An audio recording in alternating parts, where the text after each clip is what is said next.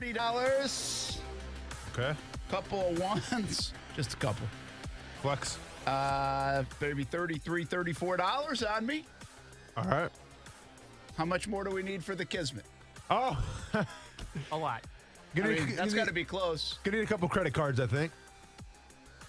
Should we go halfsies? I know what those naysayers would say right now. You know what What's they that? would throw in? What's that? You know what those critics of the Lot J stuff would say? What's that? Well, maybe he'll give you a 50-year loan with no interest. That's what they would say. Do they do yacht loans? I don't think they do yacht loans. I don't know. They do car loans. Yeah, they do. I listen, get good credit. I can't imagine you buy that. Of course, you can get a loan for anything. Yeah. You know? I mean, you can. Yeah. So, you got to be able to get a loan. I don't know what the boat loan is, but there's nobody. Most people don't buy boats outright. And I don't know if they buy $200 million boats. Sure. What would be the monthly payments on that thing? Insurance. But wasn't the deal? Wasn't it Jay-Z and Beyonce right there? They're together. Yeah. So far, so good. I'm on a roll. Keep singing. I like your tune. Wasn't it them that like rented it for a week and it's like $1 million to rent it for a week? I have no idea. You don't remember that story? I don't know. Google that 52 sucker. weeks in a year? I feel like you're not making your money back. Well, you're not. I mean, I don't think he primarily rents it out, but you can. Well, it's like an Airbnb for yachts. Like it's. I'm sure the demand is pretty. I'm pretty sure that was the situation. I think, unless maybe that was somebody just making it up. But I'm pretty sure I saw that at some point. Can't find it. Somebody tell me if I'm right or if I'm out of my mind. I mean, I'm pretty proud of myself. I got the Jay-Z Beyonce relationship correct, to be honest. Yeah, it said they're. Yeah, man, I don't know. Yeah, it said they're on the yacht, but I don't think they said how much it was. Okay, so they were on the yacht. So they rented the yacht out. I think, man. I think it was like $1 million for the week. I think that's what it was. There's a lot of websites that have like a Jay-Z story combined with the Shad Khan. You'd be surprised right now. Yeah, it's weird. That's odd. Yeah. Beyonce and Jay-Z enjoy casino date night in Florida ahead of the Sean Carter Foundation Gala. Blah, blah, blah, blah, blah, blah. It seems like no, it doesn't say they were in. No. I don't know, man. Yeah. This is taking too long. Sorry. I mean, this Google stuff's supposed to be quick. Like, how are you supposed to cheat on tests if your kids if this takes so long? Well, listen. We had the rundown on the sheet that you emailed us. Nowhere did it say Jay-Z hanging out with Shad Khan on his yacht. Sorry, man.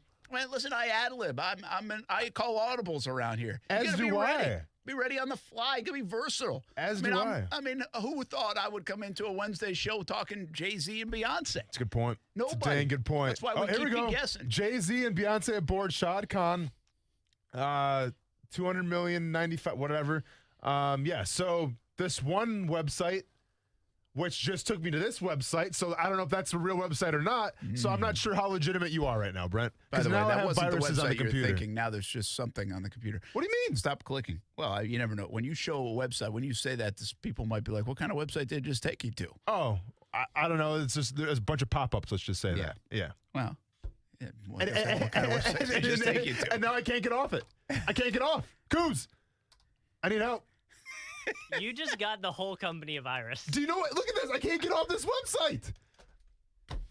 Whatever. Let's talk about something else. I'll figure it out. Don't worry, guys. I think people are ready for that. Okay, let's go. Let's go. How about the quarterback carousel going on? Sam Darnold will not play. Yeah. Not that he's benched. It's more injury related to Joe Flacco. And Dwayne Haskins, definitely not a check mark. So let's be honest. How bad are you at evaluating quarterback talent? Because you gave that guy a check mark yesterday, I said pump your brakes a little bit, and now we're here. Yeah. No check mark for Dwayne Haskins. That surprises me. Again, no, I'm surprised we said it when we were doing the evaluation of the QBs. Yeah. It's so different when you watch a game. Like, unfortunately for Gardner is under the gun a little bit more for us because we're watching every play. Correct. If somebody from the outside said Gardner 351 yards, 2 touchdowns, bam, be check mark, no problem. Sure. Right? 27 to 40, all that stuff. But then we're watching and dissecting. We said from Dwayne Haskins, or at least I said, hey, that's his best outing yet. Mm-hmm. You know, I mean, the number's pretty good. He's gradually getting a little bit better. Boom, he's benched 3 days later. Yeah. Yeah, listen, well, and I'm sure you probably saw on Twitter this morning, like, people were bringing up the whole black quarterback thing, right? And actually, that was a trending topic on Twitter, was black quarterbacks. And, That's interesting. And people were saying, I didn't see that. Oh, I mean, because I'm not sure if you were on Twitter this morning, but that was like the number one trending topic was black quarterbacks. It was like him and that Ken guy from 2016. Ken you guy. remember him from Ken? His name was Ken Bone. He was on the. The political stuff. Yeah, on the. What happened to Ken? I don't know who Ken Bone is. He tweeted every time there's a debate, Ken Bone's name comes back up because he became popular. He was like in the town hall setting in like the debate. Red sweatshirt guy. Yeah, the red sweatshirt guy with the mustache. Kind of like the heavier set Chris Farley looking dude. Yeah. Okay, why was he trending? Just whatever. Every time there's a debate, tonight's another debate. Gotcha. Well, anyways, so black quarterbacks. Getting back to that. That was a big trending topic, and people were saying how it's not fair to Dwayne Haskins because he's a black quarterback, and it seems like black quarterbacks have shorter leashes in terms of how well they can play until they're benched. Now, I think there is some kind of say of, the perception of the black quarterback in high school or in college, but I think this scenario right here with Dwayne Haskins, should he be benched? Probably not. You should probably see exactly what you have with him. You should probably surround him with better talent to get a proper evaluation. But with that being said, you have guys like Josh Rosen who never got a chance, right? Like you have guys like Josh Rosen who was taken in Arizona. New coach comes in and say, hey, I don't even want to see what you got. I'm going someplace else. And by the way, drafted a black quarterback.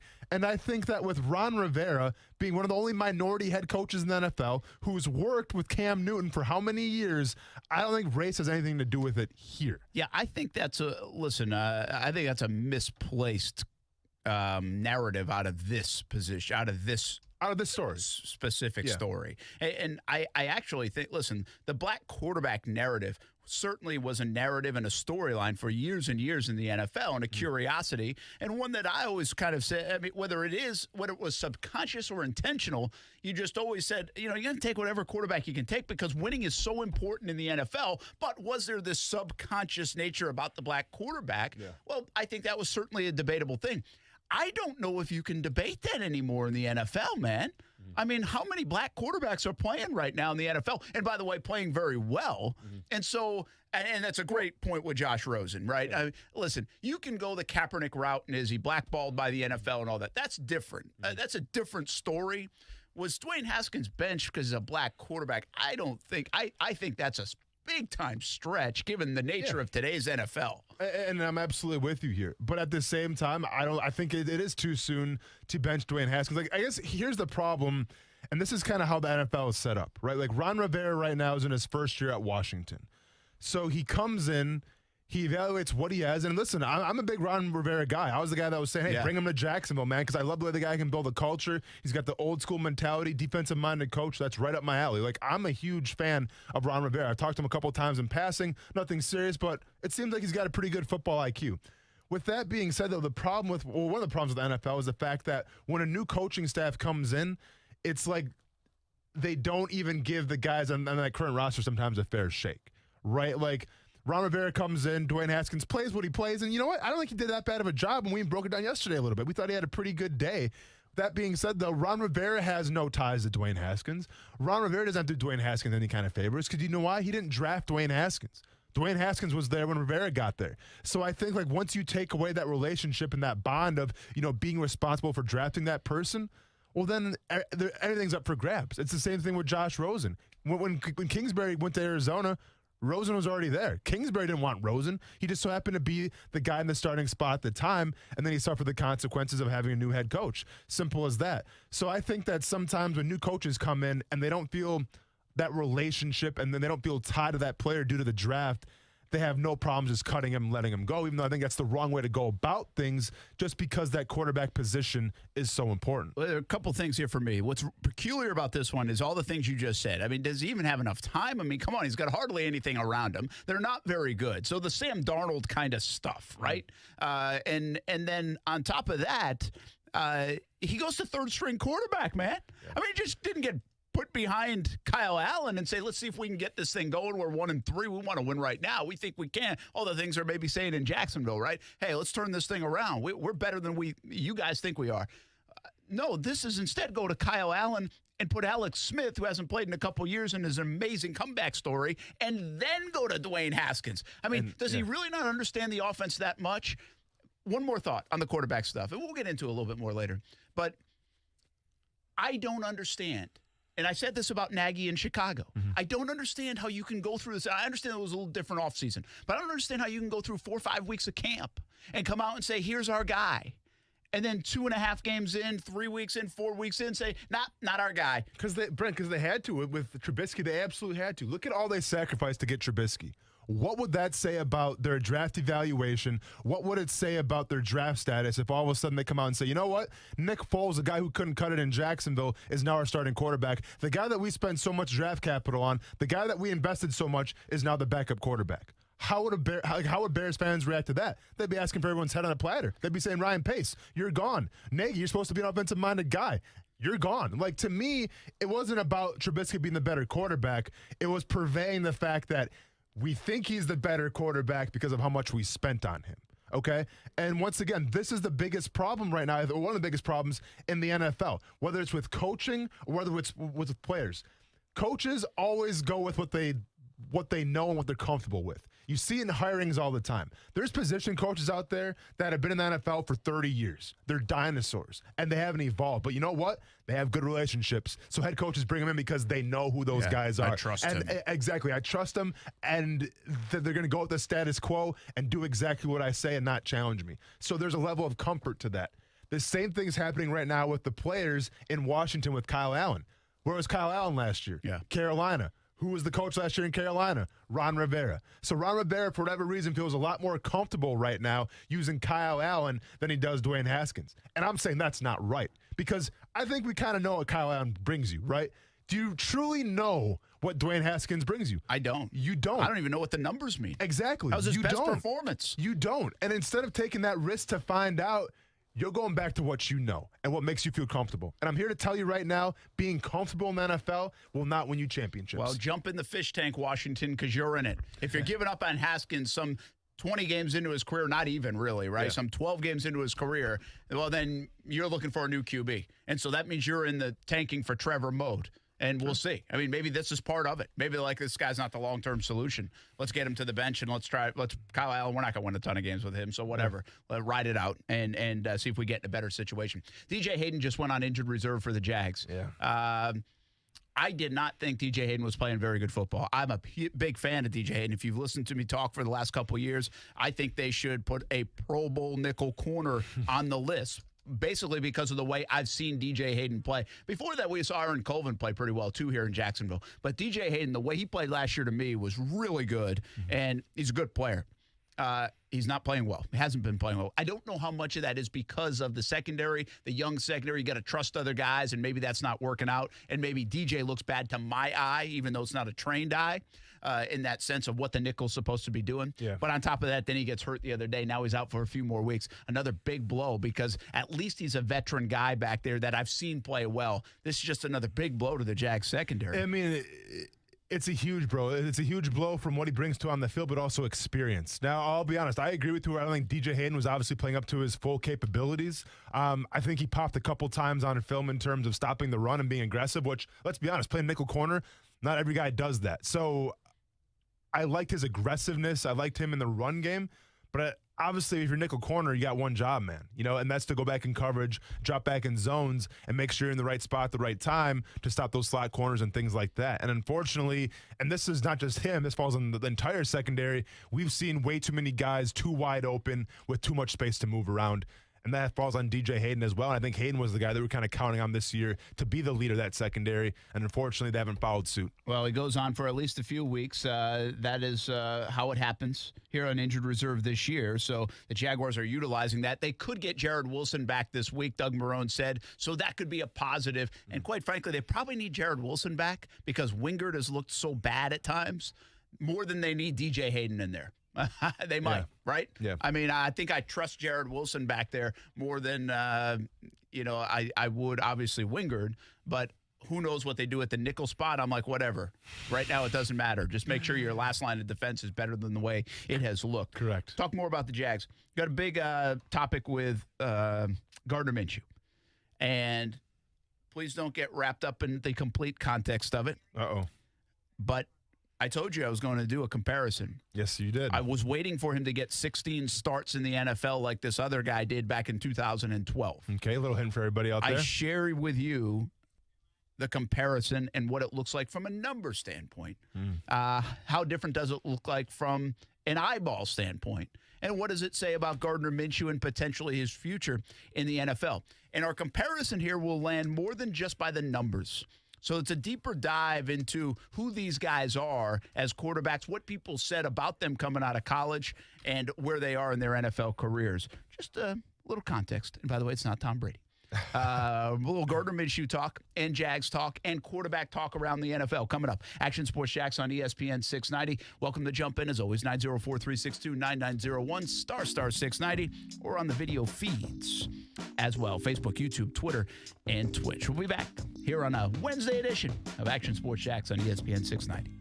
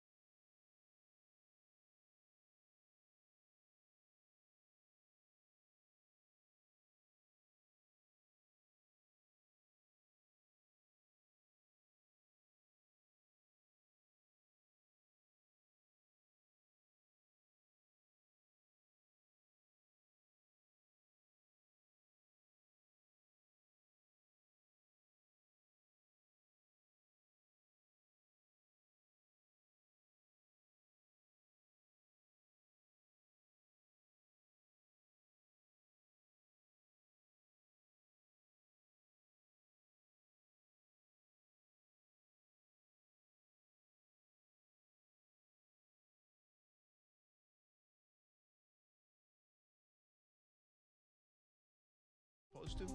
So I'm supposed to put, sometimes I go with like, depending on the temperature or what I'm feeling.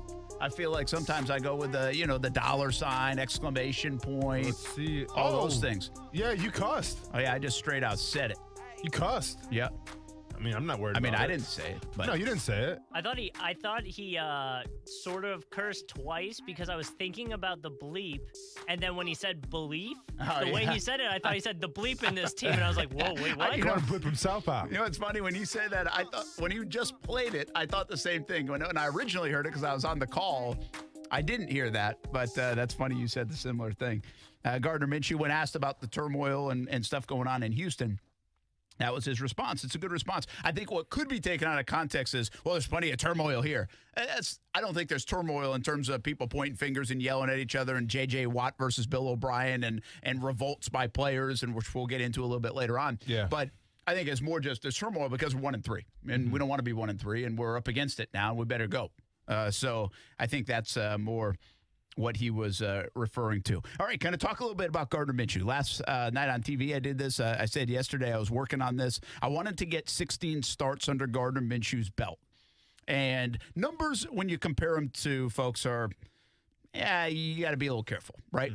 No doubt. I get it. And so this, I don't want, when you make comparisons, like we often say, Gardner Minshew, 6th-round quarterback, and look, he's starting. That's what happened with Tom Brady. Like, they're not saying he's going to be the next Tom Brady. So that's not to say he's going to be the next version of this guy, which I've already said, so I might as well not hide his name anymore, which is Russell Wilson. There it is. But I felt like what I wanted to do with the Wilson, see, I didn't go back to Tom Brady's numbers as a young player. First of all, it's 20 years ago, and the game has changed a little bit. The game has even changed a bit since probably 2012, quite frankly, where Russell Wilson was when drafted. But the reason why I went back to the Russell Wilson comparison on this is because I see undersized. When I look at the measurables and style of play, I feel like when I see Gardner kind of spinning out of the pocket and away from sacks and that Denver play last year, that reminds me of Russell Wilson. I'm not saying he does it as much. I'm not saying he has it's probably where he doesn't add up is he doesn't have the great escapability of Russell Wilson. Wilson's faster than him. But he is undersized. I think throws the deep ball well. I think they have interesting college paths where they were kind of stuck in a place and transferred.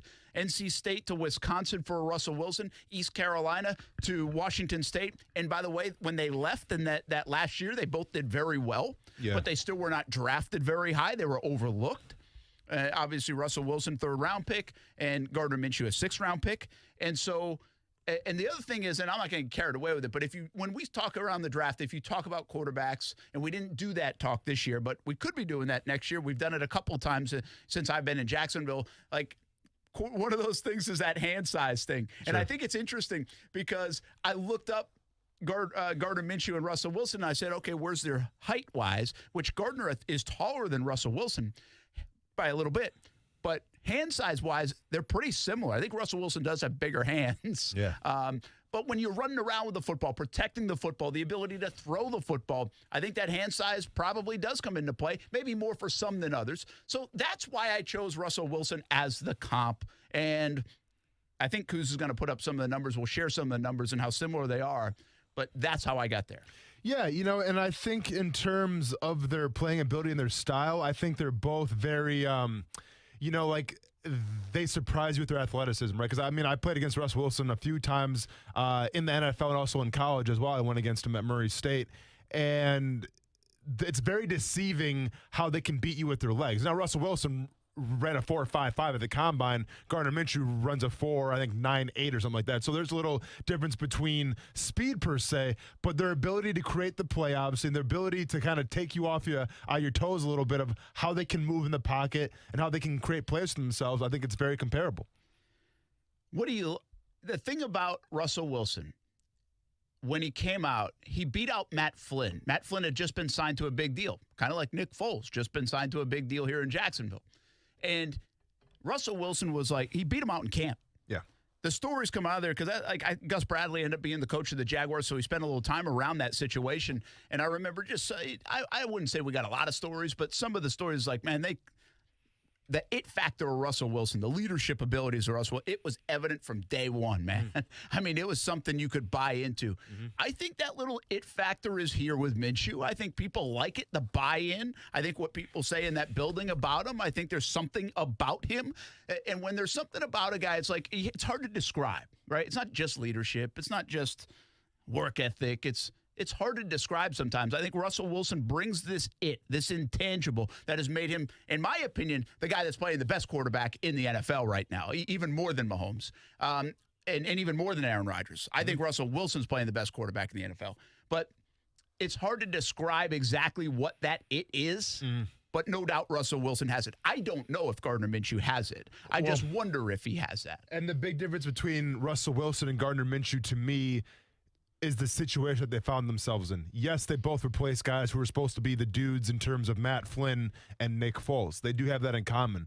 But the situation that Russell Wilson found himself in Seattle, I mean, it's night and day compared to the one in Jacksonville right now, because Russell Wilson had probably one of the best defenses of all time to have his back. Russell Wilson played in an offensive philosophy that, pounded the rock first and then passed second. I mean, and listen, Russell Wilson was good off the get-go, right? I mean, 2012, his first year, goes to I think his second year would have been technically, first year? Yeah. First year, 2012, goes to the Pro Bowl, and then goes to the Pro Bowl again after that. He was 11-5 in his first year. Yep, but you get the feeling that they didn't really ask him to, be the quarterback and lead with his quarterback skills until like 4 or 5 years into his career, because they had such a great running game. And they never had Russell Wilson, play out of himself. Now we're seeing a team in the Seattle Seahawks who they're a little banged up on defense, obviously. They're not what they used to be. And now the run game is a little abandoned as well. Now we're seeing Russell Wilson take over as that quarterback. And that's the difference between Russell Wilson and Gardner Minshew right now, obviously, is the fact with Gardner Minshew,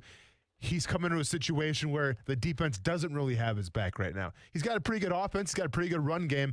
But not having that defense can make the world of difference. Yeah, again, there's situations where I don't think they asked as much of Russell Wilson early on as maybe they're even asking of Gardner Minshew, quite frankly.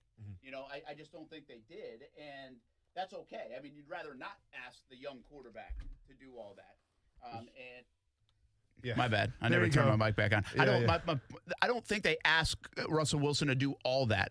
They're asking Gardner Minshew now to do maybe more than they even asked Russell Wilson to do early in his career because of the Marshawn Lynch and the great defense. And what I think that allowed, and I think this happens, I think Tom Brady, it happened to him too. I think they had a chance to settle in. They were still very good, but I think it had a chance to settle in to the kind of the flow of the NFL, to gain confidence along with a good team. They were in good situations, good coaches, good players, good teams, and they evolved and developed and got better and better. And now, I mean, what Russell Wilson has done over these last handful of years is unbelievable. And so what people will say to this is like, you think Gardner Minshew is going to be Russell Wilson? And first of all, I say, no, if Gardner Minshew can be 3/4 of what Russell Wilson is, I think everybody in Jacksonville would sign up for that. So I'm not going to sit here and say I think he's going to be Russell Wilson. But I think you have to remember this. In 2012, people in Seattle, people around the NFL didn't know Russell Wilson was going to be this Russell Wilson. Sure. I mean, he's one of the best players in the game. But they didn't need him to be that, though, either, Brent. They didn't, but I'm just saying they didn't know. So my point on this whole exhibition is a little bit like, hey, when you got a guy that's put up these kind of numbers, when you got a guy that's doing what he's doing, how much do you let this thing develop? Like, how much better? Let's just say, okay, they go 5-11. They're not going to get these top 3 quarterbacks. They ride with Minshew down the road. I mean, what's Gardner Minshew in 3 years? What's he in 4 years? What's he in 5 years? If he's still performing well and doing well, those are questions that we just don't know. Blake Bortles, we learned what he was. I mean, he had 5 years to figure out what he was. We learned what he was, sure. and it certainly didn't get the job done. And some people would say that's too much time. But I think Russell Wilson is a great example of the growth of a quarterback, a guy that was overlooked, a guy that was put in a good situation, delivered on his chance and opportunities, and then got better and better and better, and bam. Mahomes is a guy that all of a sudden, like, day one, great, right? That's a different story. Yeah, but I mean, let's be fair, though. Like, Patrick Mahomes, Lamar Jackson, Russell Wilson, Dak Prescott, they were all introduced to great situations. Patrick Mahomes came in right away. He wasn't expected to be the man day one. He had Alex Smith still. Alex Smith played that entire season. Mahomes got a few minutes here or there, and that was about it. But guess what? He had Andy Reid in that offense around him by the time when he was the starter. I mean, you had Tyreek Hill. You had Travis Kelce. You had the weapons. Lamar Jackson, he had a whole slew of tight ends. He had a great offensive line and once again had a great defense. And Dak Prescott, the same thing. I understand what you're trying to say here. My biggest point, though, is if Gardner Minshew doesn't play a good game, they're going to lose. True. Simple as that. True. If Russell Wilson didn't play a good game his rookie year, 9 times out of 10, the Seahawks probably still won because he had a running game and he had a defense. Same thing maybe can be said for the Ravens, but obviously it's a little more of an outlier just because Lamar Jackson has his legs too, doesn't have to rely all on passing the ball. He can run with it as well. But even with Patrick Mahomes, like that offense was just too big to fail regardless. And obviously with Dak Prescott, too, you had Ezekiel Elliott. You had one of the best offensive lines at the time in the game and an okay defense. Like, even if Dak Prescott had a bad game, you had to feel the Dallas Cowboys were going to win. That's the difference right now between all those guys that you just named and Gardner Minshew. Gardner Minshew has to be on every single time he steps on the field. He can't afford any kind of mistakes because if he has a mistake, they're going to lose the ball game. Yeah, absolutely. And by the way, we have, if you're watching the video feeds, Facebook, YouTube, Twitter, and Twitch, you can see the numbers now, the comparison. And it says through 16 games, and I put that wrong. And Marcel, by the way, we appreciate him doing this and making that graphic. But I didn't say, it should say through 16 starts. The one thing about this is Gardner has a couple of other games. So I will say that there's a little disclosure here. Maybe a few more yards, touchdowns, and stuff. But it was too hard to figure out the QB rating and everything else based on coming in relief. Sure. I don't know those formulas. Yeah. So this is through 16 starts, but there's a little bit of added. So if the numbers are inflated a bit by, yards and attempts and completions, but it actually does speak to it. If you look at the numbers, through 16 starts, 617 pass attempts for Gardner. Yeah. Russell Wilson had 393. It shows you the different style, right? Yeah. That you're talking about. Yep. And also the completion percentage is the same despite 200-plus more attempts by Minshew. Obviously, the yards are going to be more. The touchdowns and interceptions are right there. The yards per attempt are right there, pretty similar. And the quarterback rating's right there. And here's the most impressive stat of this, because I know Russell Wilson is a winner. He's a leader. He's a gamer. He's a winner. The fact that in his first 16 starts, in that rookie year, 3 comeback wins and 4 game-winning drives, 3 fourth-quarter comeback wins. And in this same stretch, Gardner Minshew is 4-4. So very equivalent. That's a big number to me. Blake Bortles, he couldn't do that. Even when Blake Bortles was putting up decent numbers, right? The year he threw for over 4,000 and 35 touchdowns, it wasn't coming like that. So Gardner Minshew so far early in his career has shown the ability to bring that team back and bring you from behind. That's a quality you want in a quarterback. No, it's definitely a quality that you want in the quarterback because you have to have that moxie. You have to have that drive to come back and win a game. I mean, that's what all the great quarterbacks do. I also feel like another big difference between the Russell Wilsons, between the Patrick Mahomes, maybe like a Deshaun Watson and Gardner Minshew, it's the fact of this. Like, the Jaguars got lucky in selecting Gardner Minshew. A quarterback was never on their radar. For some reason, the football gods looked at the Jacksonville Jaguars and said, you know what? We're going to give you guys one here, and you got Gardner Minshew. Congratulations. If Gardner Minshew was really this touted quarterback that everybody knew about, he would have got drafted a lot sooner than the 6th round, all right? So let's be honest here. He lucked to Jacksonville. It is what it is. They got lucky, and they got a great quarterback, or a good quarterback, maybe a great quarterback. We'll see down the line. But my point is, Andy Reid hand-picked Patrick Mahomes. Like, he knew what he wanted out of Patrick Mahomes. Yeah, he met with Deshaun Watson. And when I interviewed him at the Super Bowl, he even said this. He's like, I like Deshaun, but I love Patrick Mahomes. For whatever reason in the meeting, Patrick Mahomes was the guy that Andy Reid wanted. I think even in Seattle, now, granted, yeah, it was a 3rd-round pick, but keep in mind the stipulations of that 3rd-round pick.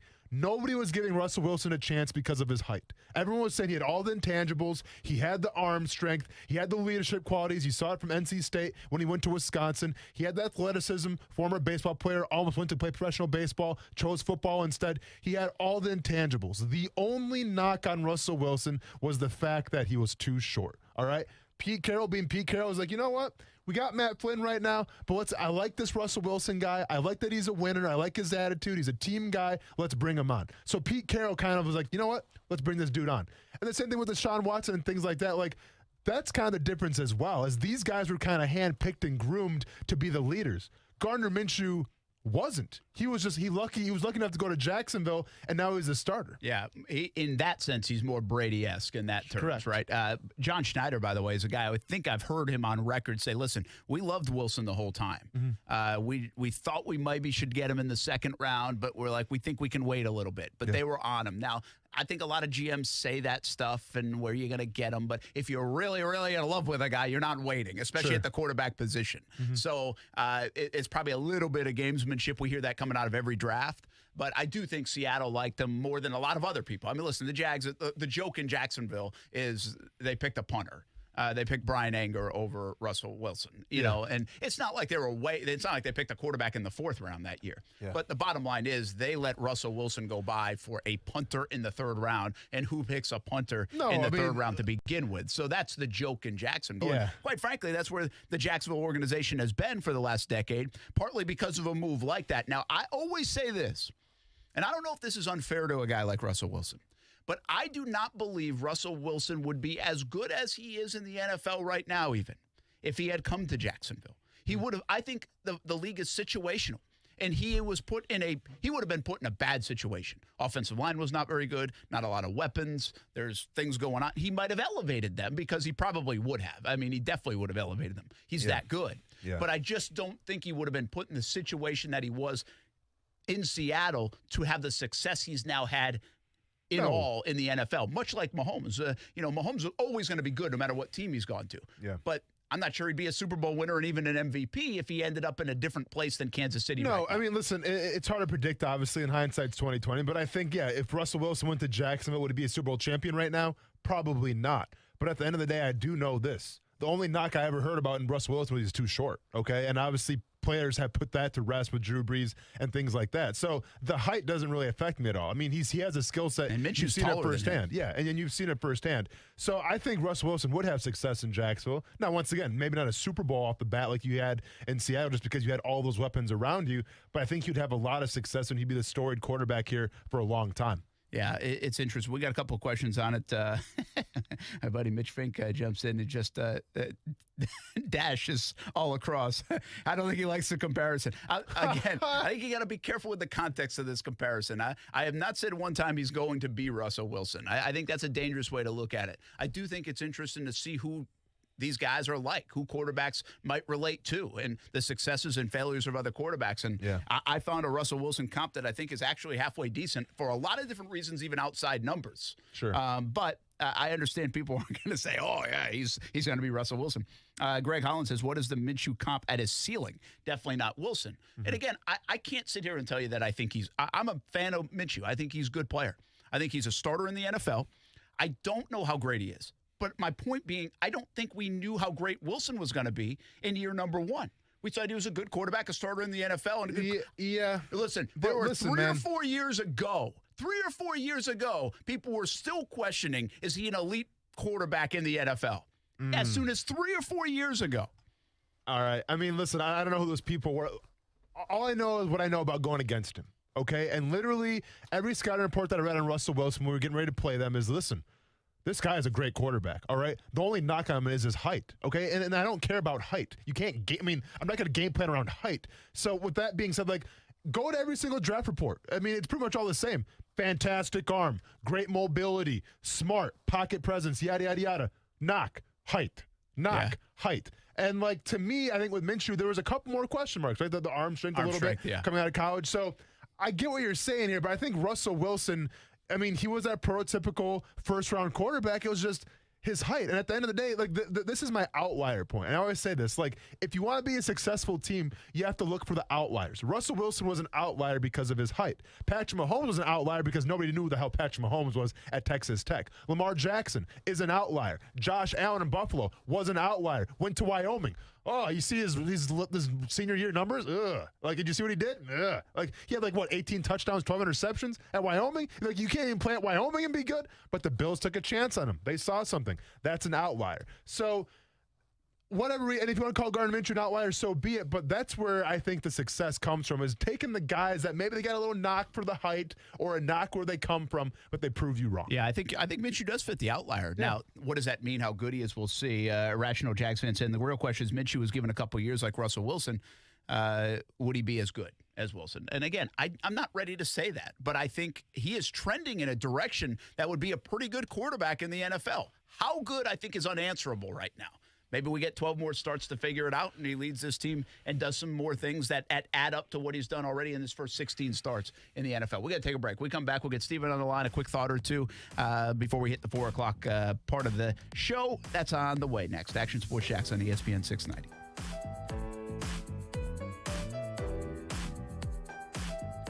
This is Greeny. I'll tell you who Kyler Murray. People are going to compare him to Michael Vick. He doesn't look anything like Michael Vick to me. People are going to compare him to Lamar Jackson. He doesn't look anything like Lamar Jackson to me. You know who he looks like? If Barry Sanders was a quarterback, he'd have been Kyler Murray. Kyler Murray runs like Barry Sanders. You watch him run, and he's a great quarterback. He's a great thrower of the football. He's the closest thing to Steve Young. That's the best analogy to it. Greeny, weekdays at noon Eastern on ESPN Radio, your smart speaker, and on the ESPN app.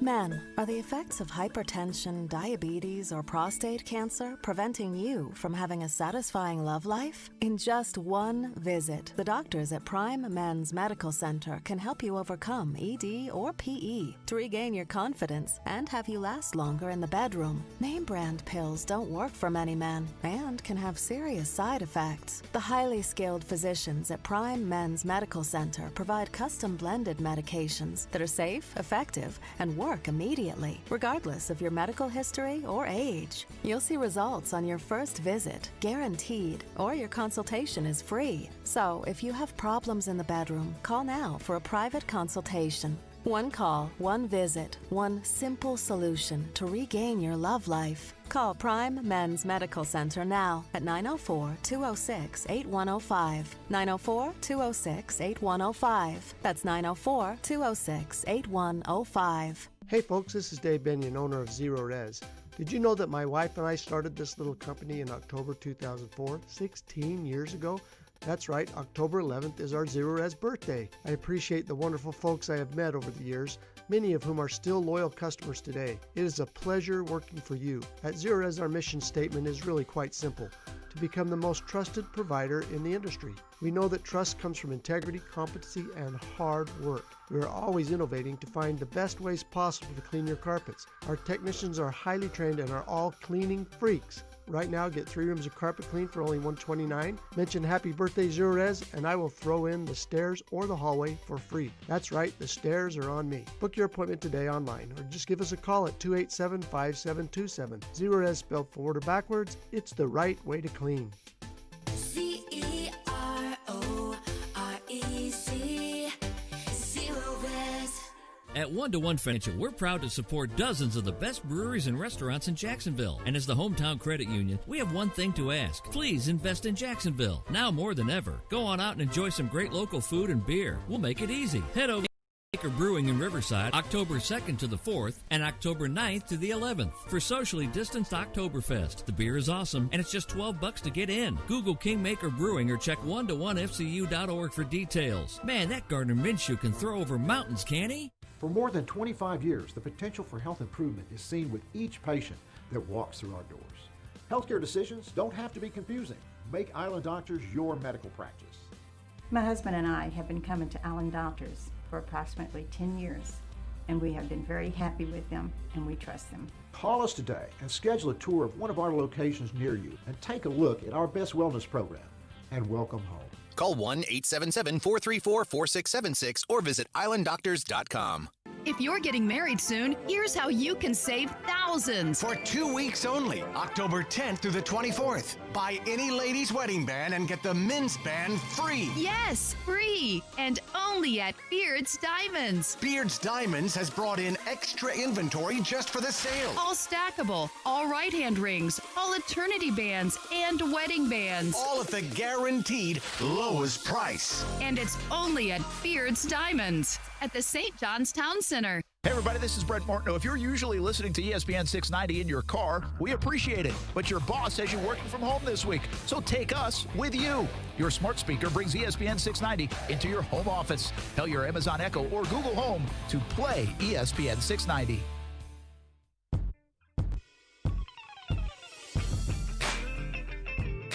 You know, we get frustrated, but I think more than anything, we're frustrated because we know what we can be and we know what we should be doing.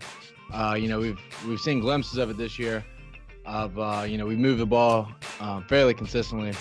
It's just being even more consistent, not having those drive-killing plays, staying out of our own way, so we can really reach our full potential.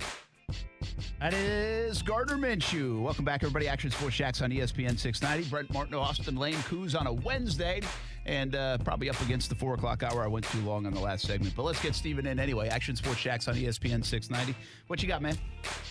Hey, I wanted to ask your opinion on this. After watching Gardner Minshew for his 16 games, some of the best playing I've seen him do is basically the 2-minute drills that he's going no huddle, calling the plays on the fly. It's some of the best playing I've ever seen him do, and he marches down the field like it's nothing. You guys agree with that? Yeah, thanks, Stephen. Appreciate it. First of all, I think that is like the cure of everything, right? The 2-minute drill. I love me a good 2-minute drill. Well, and you got to remember, defenses in the 2-minute drill are playing to not get beat usually by the big play at the end of a half, end of the game, and so you're going to get yardage a little bit easier. Mm-hmm. But then do you get the end up getting the score at the end? Mm-hmm. So that's something to keep in mind. I do think these guys are way better at it, the younger quarterbacks now, because they're coming out of these spreads in high school and in college, and that's what they're used to. Yeah. So I think that's part of it, the no-huddle stuff. I mean, quarterbacks in the NFL and college are only going to get better at that because of 7-on-7s and everything else, right? Correct. I think he gets in a rhythm. I think quarterbacks get in a rhythm. I think that whole slowing up and giving people a chance to dissect everything and wait until the play clock falls to 2 seconds and then 1 second, snap the ball. I think it breaks up the rhythm sometimes of an offense. See, I would compare like the 2-minute drill to watching like a 3-point contest during like the NBA All-Star weekend, right? Like when you watch Steph Curry shoot 3-pointers, like he finds that rhythm and it's just nonstop. When you're in the 2-minute drill and you're a quarterback and you've hit that first throw, right? That's a great pass, receiver gets it, you run to the line, like now all of a sudden you're in that rhythm. You don't have time to think about, okay, what do I do next? I'm in that flow kind of mode. And that's the beauty of the 2-minute drill. And that's where I think, like to prove Steven's point, that's where a quarterback can stand out a little bit because now you're not overthinking everything, right? You're on the go. You can't worry about what the down distance is. You just got to go. So the 2-minute drill kind of, it could be like a confidence booster, if you will, right? It's kind of like a quarterback confidence booster where easy throws are completed, short throws are completed, and you keep driving down the field. That can do a lot for a quarterback psyche, and we're talking about probably the most mental position of anything in professional sports that can help a quarterback out. Well, and think about this too, right? He gets rid of the ball the other day, and that right before halftime, and he puts it in Laviska Shenault's hands, and he runs for another 12, 15 yards, breaks one tackle, eludes a guy, and then bam, another one. You're getting into your playmaker's hands in space, and it's obviously a little bit easier to go. I think there is a flow to that, and he does do it well, but I think a lot of quarterbacks do it well. I think there's a comfort level with a lot of quarterbacks in that situation. The bottom line here for me on Minshew is I can't get past the idea that since I've been here, yeah, you could argue David Garrard in 2010. That was a good year. But outside of 2010, I think Gardner Minshew's playing the best quarterback that I've seen in a Jacksonville uniform. And maybe that's obviously not high enough to shoot for. It's relative. I get that. But right now, that's all you got to go on. He's made some of the great plays I've seen in 12 years covering this team on the offensive side of the football. Throwing it, whatever. Just 3 plays last year I could count alone. Said, I don't know if I've seen a quarterback make a better play in a Jags uniform. So there's a lot of good signs. These numbers that I showed with Russell Wilson maybe just add to it a little bit. But what does it mean is the question for these last 12 games. Can he win some games to get the Jags away from the Trevor Lawrence sweepstakes? Yeah. Right? Yeah. That's what has to be his goal if he wants to keep this job. Because if they're 1-15, 2-14, 3-13, and they're in the mix to get some of those young QBs, well, then you have no control over it. Doesn't matter what you've done. You have no control of it. And almost the Jags might not have any control over what they need to do. They might need to try to go get that next guy. Yeah. And reach for the stars. You don't have many opportunities to do that. We come back, we talk a little more football. J.J. Watt and the Houston Texans and Bill O'Brien. What's up with Bob? What's up next on ESPN 690? Back to school also means back to Friday Night Football. Get to the game in style in a new Honda from Honda of the Avenues. Their incredible summer clearance event is going on now to make room for the new 2021 models. Find great deals and haul the whole team in a new Odyssey, Pilot, or CRV. Plus, Hondas are safe and reliable, just what you and your team need. Don't miss kickoff. Stop by the Honda Giant on Phillips Highway, just a few yards south of the Avenues, to see all their inventory, or start looking right now at HondaoftheAvenue.com. After a car accident, you can feel like you've lost control. I'm Mark Anajar from the law offices of Anajar and Levine. After the crash, call the police and document the scene by taking photos of all the vehicles involved. If you were injured, get medical attention as soon as possible. If you've been involved in a car accident, call the law offices of Anajar and Levine at 904-600-4000. That's 904-600-4000 for a free consultation, and take back control of your life. Office in Jacksonville. Join ESPN 690 in Shopping the 904. When you help businesses here on the First Coast, you're really helping all of us. And it keeps our local economy going. That means jobs. 2020 has been a really tough year, especially for locally owned businesses. And you can make a difference when you shop local. So if you live in St. John's, Duval, Baker, Clay, Nassau, or other surrounding counties, shop local. Shop the 904. Shop the 904. No matter what you are driving, you can step up to luxury now at any of the Fields Auto Group dealerships in Jacksonville. Cadillac, Jaguar, Land Rover, Lexus, Mercedes-Benz, and Porsche. Yes, it's luxury for less at all Fields Auto Group locations in Jacksonville. Plus, you'll also be part of their exclusive Fields Amenities program, where you will get complimentary loaners, car washes, and cafes. So whatever you're driving, see Fields first and step up to luxury for less during this amazing opportunity. Visit fieldsauto.com. Getting to work is a little different right now.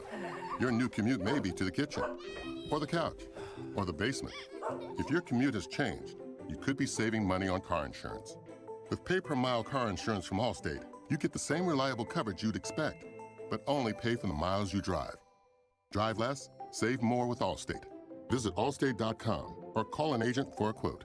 Price based on driving behaviors and includes daily rates, subject to terms, conditions, and availability. Allstate Fire and Casualty Insurance Company and its affiliates.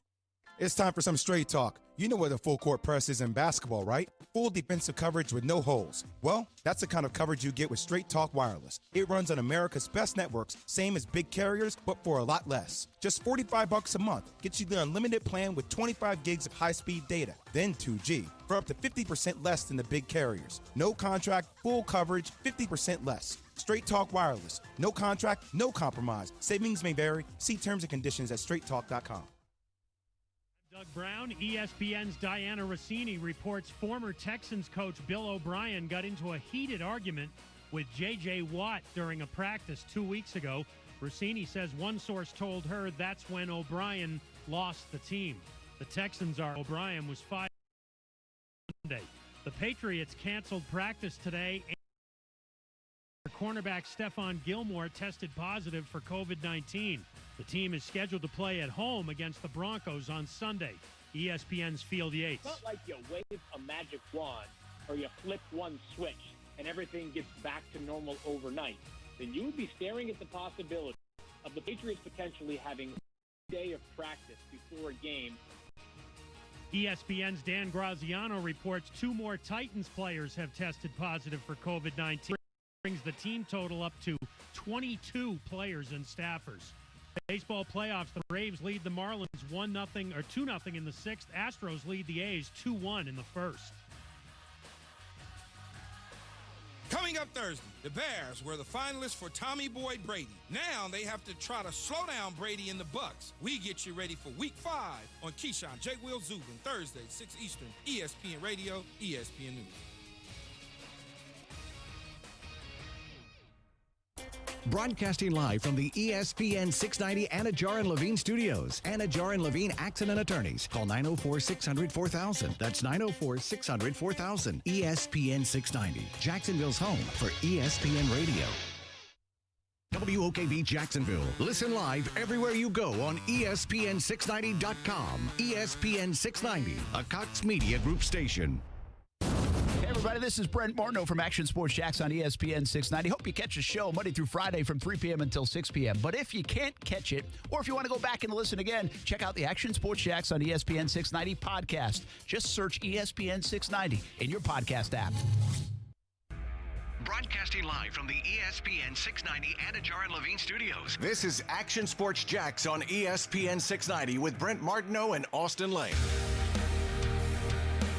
I think what you can't see in preseason and practices is contact balance and runs after contact and his ability to have vision and break tackles in the hole, which he's done effectively so far. He had a couple of really strong runs last week where, we didn't get to everybody, but he made two people miss in the hole and had some positive runs down the field in the holes for 3-4 yard gains. So, like I said, I think between the tackles, outside the tackles, I think we can be more creative with them, get them some more balls out in space. That is Jay Gruden, not John Gruden, not Frank Caliendo. That is Jay Gruden talking about James Robinson.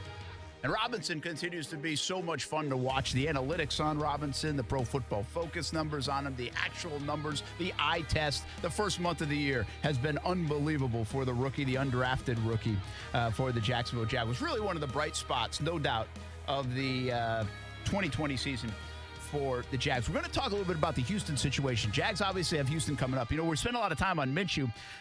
As we talk about the Houston Texans from a football standpoint, I think it's worth bringing up that Minshew did not play well against the Texans a couple of times last year. Now, I had a chance to beat them late last year, but overall, the two games against the Texans were not very good. In fairness, one was his first actual start in the NFL. The other one was a critical game for him because he went to the bench after, and that was the London game. So we'll talk a little bit about that, and also J.J. Watt and Bill O'Brien and the Houston thing that continues to look like a mess right now for the Houston Texans. But does it kind of give them a little bit of a lift? That is the question mark. That's what everybody kind of wants to know. If that's going to be the case coming up this week against Jacksonville Jaguars. Sometimes you get the fire the coach bump. Brent Martineau, Austin Lane, Coos here on a Wednesday edition of Action Sports Jacks on ESPN 690. Golf course designer Bobby Weed is scheduled to join us in just a little bit, so we may talk to him. He just redid Ponte Vedra Inn and Club, the Ocean Course, and this week's tour stop. He was the designer for TPC Summerlin in Las Vegas as well, so we'll get him on and talk a little golf course design because I actually have some questions. I think it's fascinating job is that when it comes to even guys like Tiger Woods and Jack Nicklaus and the vision of it. So we'll spend a few minutes with Bobby Weed coming up in just a little bit. But let's begin with Houston and J.J. Watt and what's going on there. I can't help but think of when I see this story, and the report is that Watt and Bill O'Brien got in a bit of a shouting match, and that led to a revolt with players. Now, listen, this has happened in sports before, but when I read it, combined with what we've talked about for the last couple of years on this show about player empowerment and branding and what we've seen in Jacksonville with a guy like Jalen Ramsey, even Yannick Ngakoue forcing his way out, I can't help but think like the NFL is more like the NBA than it's ever been in that regard, where players have so much power. The NBA, my view of it is players have power. If LeBron James wants Vogel gone in Game 5 of the finals, he won't be there tonight. I know that's a little bit overdramatic, but you get my point. I think players have a lot of power. I think players in the NFL are getting more power than ever before. We've had these conversations before. To me, this seems like another indication of it. I could make the case that if I'm management, J.J. Watt's been awesome for this organization. He is maybe one of the most celebrated players and should be in that organization history. I can also make the case that he's on the downside of his career. Like, if I like Bill O'Brien that much, if I gave Bill O'Brien this much responsibility, if I wanted to keep him around, if I had to pick from two guys, I could make the case that if I like Bill O'Brien as a head coach, that I would keep O'Brien around and he would win that battle more than the player would win that battle. Not how it works, Brent. It didn't work this time. It's not how it works. J.J. Watt and the players, apparently, according to this report, revolt against O'Brien, and days later he's fired. Yeah, so listen. J.J. Watt, say what you want about him, say what you want about the Houston Texans, and I'll get into this later, in another segment too here, but I'll give you a little thesis right now. J.J. Watt will be on the Mount Rushmore in terms of Texans players. Hey, how could he not be? I mean, Andre Johnson, J.J. Watt, and I don't name the other two, maybe Aaron Foster, but like J.J. Watt is Houston. J.J. Watt is the Houston Texans. He's the brand. He has the respect of that locker room. That guy has definitely earned his stripes, all right? We're talking about a former defensive MVP. So the guy carries cachet. And of all people, and keep in mind, this isn't a new school type of player. This is an old school type of player who has an old school mentality. He's from Wisconsin, for crying out loud. Love those old school mentalities. Can't have any new school guys from Wisconsin. Nah, man. We got fullbacks in Wisconsin. I think we got new school mentality.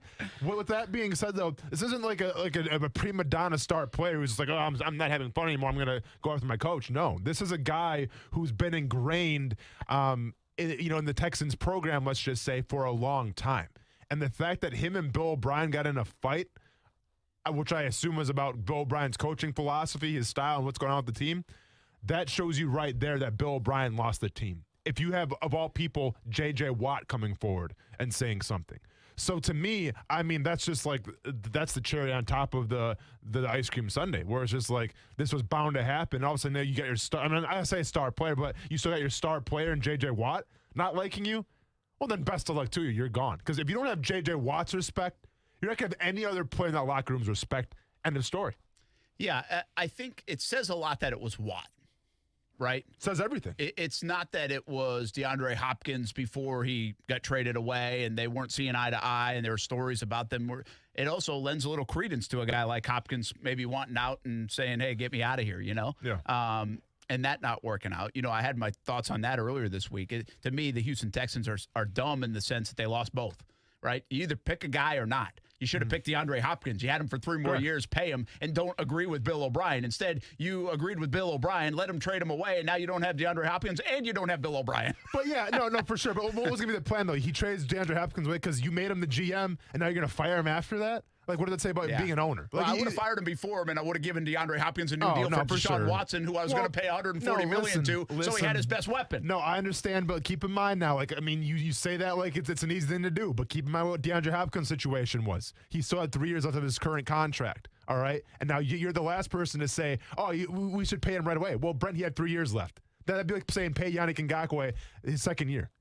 Like, you don't do that, right? So you can see where Bill O'Brien Would you do that if he was the best player in the game at his position? Yannick Ngakoue wasn't. Probably not. Honestly, I probably wouldn't have paid Hopkins, but I would have made him play another year. I mean, I would have put him all in. I would have paid Jalen Ramsey. Like, I understand there was I would have said, I know Jalen Ramsey's good. Sure. Right? Now, Jalen Ramsey comes with a lot of other stuff. To me, DeAndre Hopkins didn't come with all that stuff around. Now, maybe he did. I wasn't in Houston every day. I don't think he did. But I'm saying, so you would pay, let's call it like this. Let's call him a top 3 guy for sure. Maybe the best, but let's call him a top 3. Let's be on the safe side. Without question, top 3. Without question, top 3 at his position. You would pay a top 3 guy probably the highest contract in terms of wide receivers in the NFL, even if he still had 3 years left on his contract. Still 3 years to play for you. Versus trading him? No, but I'm not saying that. You don't got to trade him. Okay, no, I would rather not. Okay, I would rather not. No, from a business standpoint, trade him. No. That's Bill O'Brien. I didn't tell you to trade him. Yeah. For a business standpoint, I would say no, I'd rather not. Because first of all, you're as an organization, when you gave him the last deal, you're supposed to be able to reap the benefits of paying a guy early. Well, now in this day and age, you're not allowed to do that. You're like, hey, I'm going to give you let's just say at the time, whatever, it's $13 million. Well, that's a really good salary at this time for receivers. Well, the inflation level, because of Michael Thomas and others, 2 years later gets to $20 million. Mm-hmm. Well, the organization, by rule, from a business standpoint, should be able to say, hey, that's why we paid you early. We get to win on the back end of this deal. Mm-hmm. We're still giving you a lot of money, but we gave you a lot up front. We invested. We took the chance that you were going to be this good, and we should be able to benefit on the back end at least a little bit, not to the tune that 3 years left on the deal, we got to go give you $20 million now. Mm-hmm. So that's the nature of the game, that you almost have to, or the players are saying, hey, I'm out. I'm out. Then why is that guy making 20 and I'm making 13? Sure. Well, you signed the 5-year deal. but this is my point, though. I'm like, would I have paid Hopkins? Probably not. But I wouldn't have traded him away either. Yeah. I mean, you got to come to some kind of That's why if you give me an either or, I would have paid him, especially knowing I was going to pay Deshaun Watson. Yeah, but I would have kept those two together forever. But this is the beauty of it. You don't have to do the either or, Brent. You're a GM. You can say, hey, you know what, man? Have a good season for us this year. You still got Deshaun Watson here. I love you guys both. Have a great season. And then after that season, we'll talk about negotiations when you have 2 years left in your contract. It's as simple as that. But for whatever reason, it seems like Bill O'Brien just didn't want to deal with it. He's like, this guy wants a new contract. Just get him out of here then. Like, that's not how we do things here, the Houston Texans way. And in doing so, you traded away probably your best player on the entire team for a running back who is just okay, with all due respect to David Johnson. Yeah, I agree with you. So that part of it, obviously.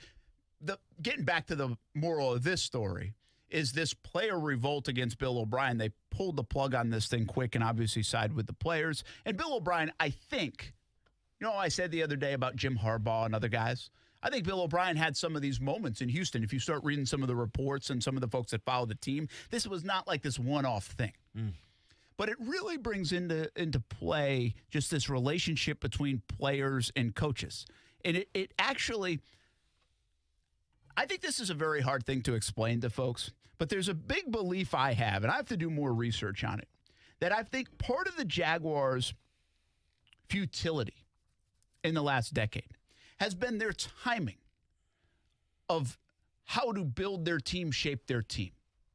When this whole thing was going to be an offensive league over the last 5 years, what did the Jaguars do? They built their defense up, right? And they had a great defense for a year or two. But they built their defense up while the whole league is going offense. So they couldn't complement it because they were putting too much on the defensive side instead of having some on the offensive side. I even go back to Gus Bradley. Gus Bradley, early years, you're a defensive guy. Why didn't you build your defense right then? Instead, build the offense. Then, as you're under the gun, build the defense. I would have built it the other way. I'm a defensive guy. I'm going to show you why I'm a defensive guy. We're going to build the defense, and then we'll fix the offense part. The Jags did it backwards, in my opinion. And then just to speak to this kind of theme, the Jags bring in Tom Coughlin in 2017. And while it worked for a year, and he deserves credit for that, were the Jags not forward-thinking in the way the NFL is now? You don't go revisit 1990 style of football, 2000 style of football, 2010 style of football.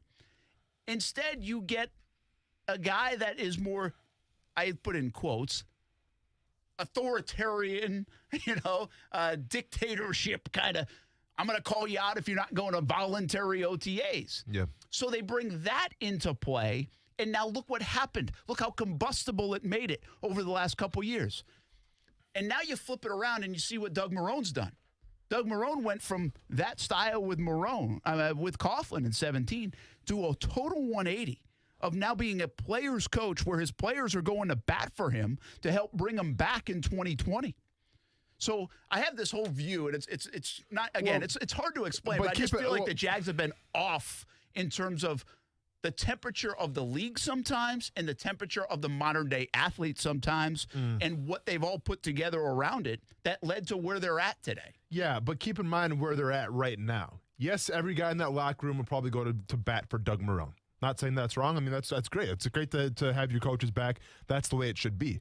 But the guys that maybe didn't have Doug Marrone's back, that had problems with this, the way things are going in the locker room, well, they're all gone now. Well, they didn't say they had problems with him, though. They said they had problems with the guy that was in charge, which was Tom Coughlin at the time. So you think Leonard Fournette got let go and Ronnie Harrison got let go because they still had problems with the guy in charge and Doug Marrone had nothing to do with it? No, but I don't. I think if Leonard Fournette got let go and Ronnie Harrison got let go, but Yannick Ngakoue was signed and Jalen Ramsey was still signed, that the Fournette and Ronnie Harrison thing wouldn't be a big deal.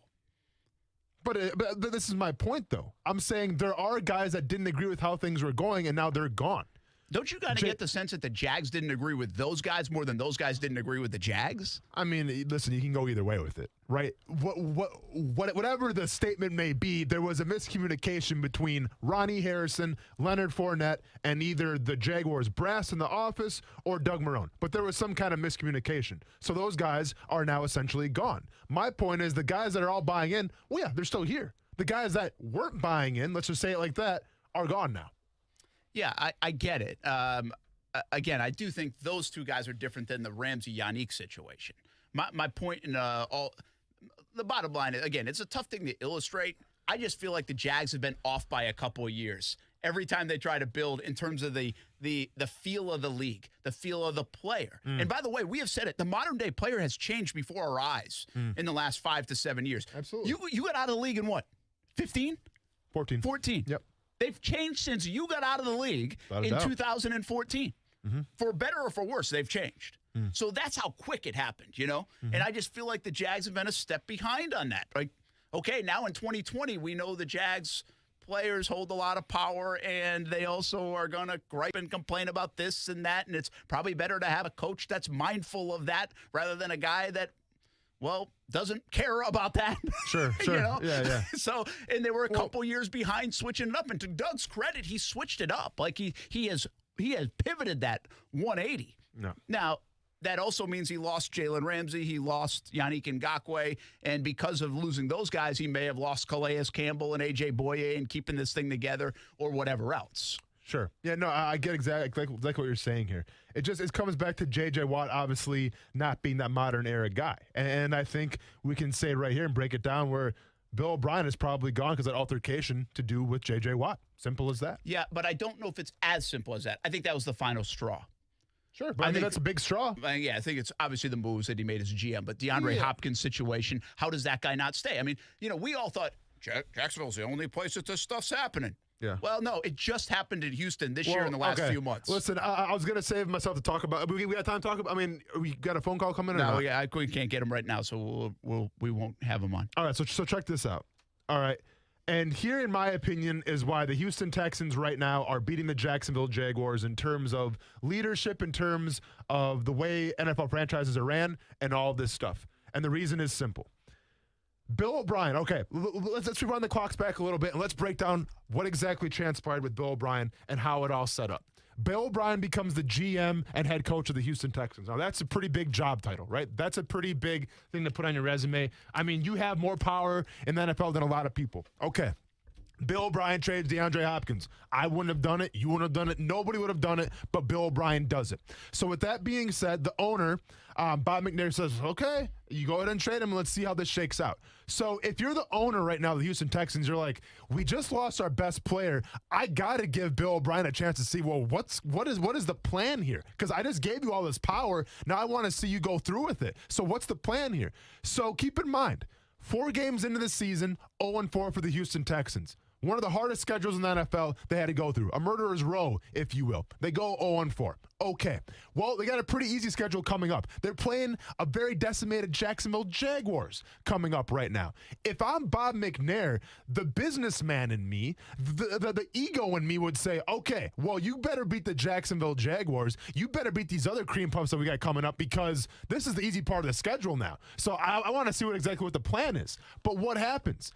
J.J. Watt gets into it with Bill O'Brien. J.J. Watt, who has more tenure, more stripes, more experience than anybody on that team and more respect than anybody on that team, goes, no, I don't like Bill O'Brien, man. Forget this. It's done. I don't want him here anymore. And you know what happened? Bob McNair put his own ego aside and said, all right, I want to see how this plays out, but J.J. Watt doesn't like him.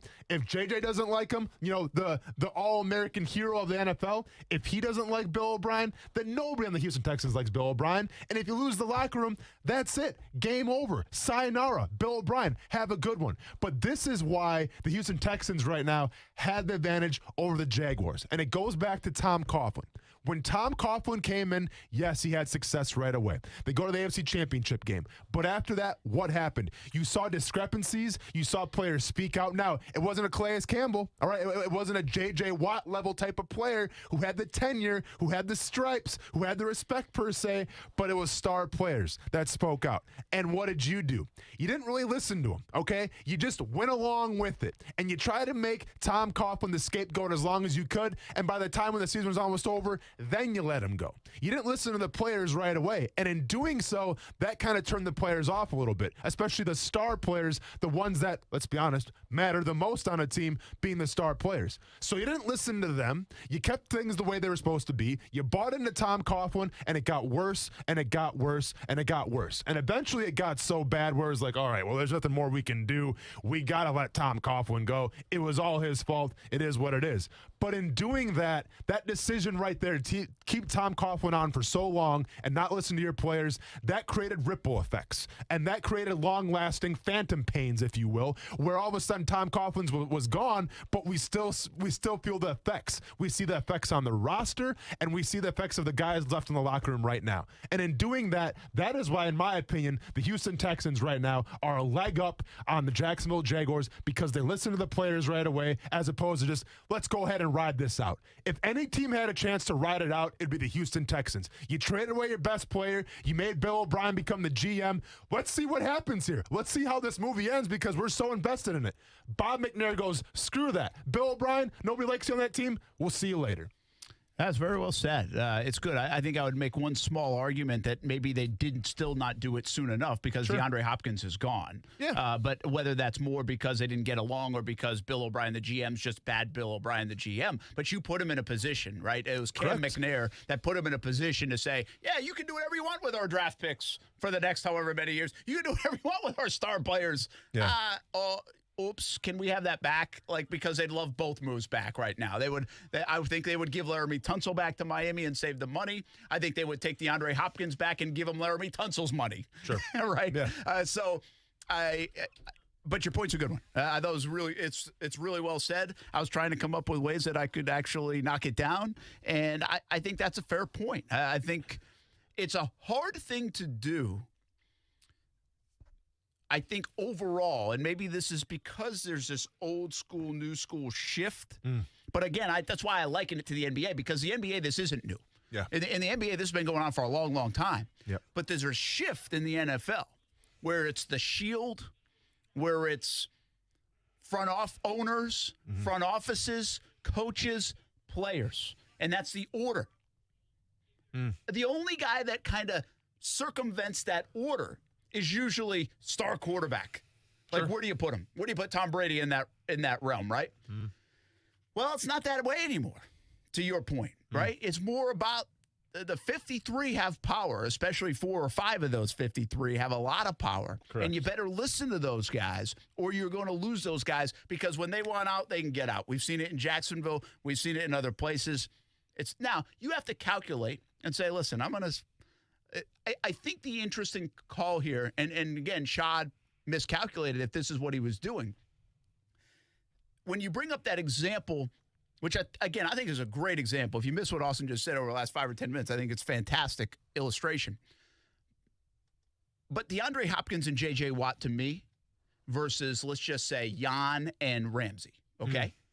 There is a hell of a lot more equity built up in these two guys. Without a doubt. I mean, the play that they've had on the field, what they've done in the community, what they've done in the organization, what they've meant to the organization, and how good those two guys, defensive player of the year, best receiver in the game. Ramsey, again, I think brilliant talent, but it's still only a few years old, right? I mean, he's not those two guys, and Jan definitely isn't that. As much as I like Jan, I wish he was still here. He's not that. So I think my point being, I think Shad had to be like, all right, wait a minute. Now, we're not talking about J.J. Watt and DeAndre Hopkins here. We're talking about a couple of young players that are they getting a little bit ahead of themselves, and is this going to turn out and be this? Well, now we know it's going to turn out and be this. No, without a doubt. And listen, and that's why I opened up with saying it wasn't Calais Campbell. There's not a doubt in my mind if Calais Campbell, even though he hasn't been in Jacksonville for a long time, but he still has the tenure, he has the respect not only of that organization, but also the community. If Calais Campbell would have spoke out and said, listen, man, this Tom Coughlin thing, this isn't working, okay? Not a doubt in my mind, Shad Khan would have been like, okay, we'll take care of it. I mean, you have to. Like, if Calais Campbell would have came out and said something and you don't listen to him, well, then what are we talking about here, right? Because Calais Campbell, of all people, I mean, and you know this, the entire city knows this. Like, Calais Campbell he's a once-in-a-generational type of guy on and off the field, man. Like, he's that wholesome of a dude.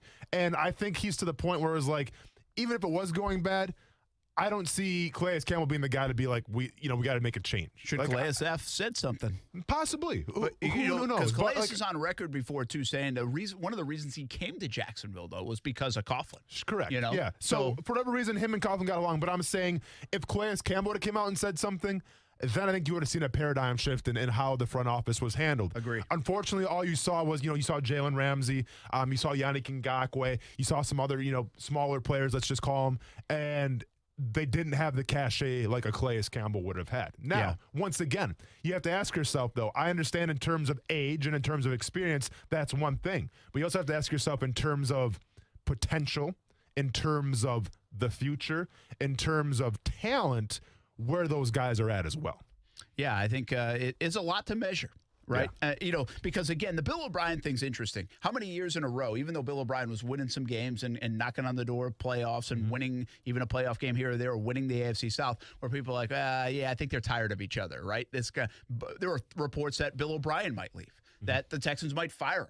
Like there's always seemed like an acrimonious, conflicting kind of relationship here and there. Never was like, bam, on the same page all the time, despite some of their successes. And so I think, and that's been going on even, I feel like 3 or 4 years worth. So there was this budding point to, boom, now, okay, it's time to go, right? So it's fascinating look at it. And now the Houston Texans kind of move forward. Romeo Crennel is a lovable guy. They like the head coach there now, right? I don't know how I feel about what kind of spike they're going to get from this. Probably a pretty good one. Because if that's what happened a week and a half ago, that will that distracts you, right? If J.J. Watt and the coach are yelling at each other, because like what you said, that'd be stunning, right? I mean, wouldn't it be surprising to see Calais Campbell and Marrone yelling at each other? It's the exact same equivalency. It's not surprising to see Ramsey and the coach yelling at each other. You're not floored by that. You're like, hey, here he goes, right? Yeah. You don't be surprised to see like Will Fuller and Bill O'Brien, argue with each other. So I think the fact that they did go at it, according to these reports, probably set that team back even more. Now, as I was starting to build a little momentum for the Jags here, I actually am very concerned now about the bump that the Houston Texans might get on Sunday due to this thing being over. Crennel is a calm, soothing veteran guy that people will play for, and it might galvanize the Houston Texans. And they're already pretty talented. I don't think they're greatly talented. I don't think they're a great team, but I think they're better than the Jags on paper. And it was interesting, too, because I think I saw an article, it was either by Field Yates or somebody with ESPN, where a reporter asked the Houston Texans how Bill O'Brien's gone, like, did you have a problem with him? What was there an issue in the locker room? And I forgot what the percentage was, but I think like every single player said, I mean, it wasn't good here. We didn't like Bill O'Brien. So it obviously took J.J. Watt to come forward and say something. But once again, like J.J. Watt, he has the stripes to do that. Maybe some of those other players in that locker room didn't.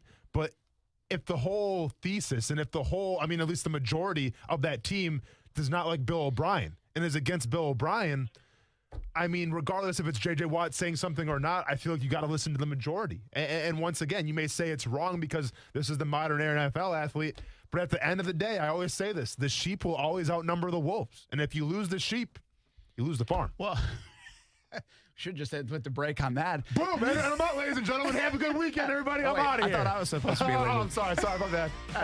But it's a great point. But when I raise these questions, by the way, I said it on social media when I put this segment. I said, for better or worse, I'm not saying it's a bad thing. I just think you have to acknowledge it is a thing. Again, the NFL has changed in the last handful of years. Yeah, you might have had a guy like Deion Sanders and Terrell Owens, but I think every team almost has a guy or two like this now. Now, whether we hear it all across the headlines or what, we have now seen guys ask their way out of other organizations. It's not just Jacksonville. I understand that was the headline, but this is a thing. And if you don't see eye to eye, say see you later. And it just has an NBA feel to me where, hey, the players have this empowerment. And the reason for it, in my opinion, I've said this and been very consistent, it's the dollars. They make more than they've ever made before. They make more than the coach. Your investment in that player is way more than the coach. Way more. Who do you care more about? I care more about my $30 million investment than my $5 million investment. I wish I had both. I'm going to take off for the yacht. Yeah, true. At least put it towards it. Instead of my $35, it'd be $35 million. All right, I'm taking off. COVID-19, Tennessee Titans, there's some talk about them getting punished big time. Oh, don't worry. We'll get into that. Stuart Weber's going to stop over and talk about high school playoff brackets in the 5 o'clock hour. More to get to. Don't forget tonight, live, local, loud, plus Go Rays, Tampa, and Yankees Game 3 tonight on ESPN 690. Coverage starts at 6:45. We'll be back on ESPN 690.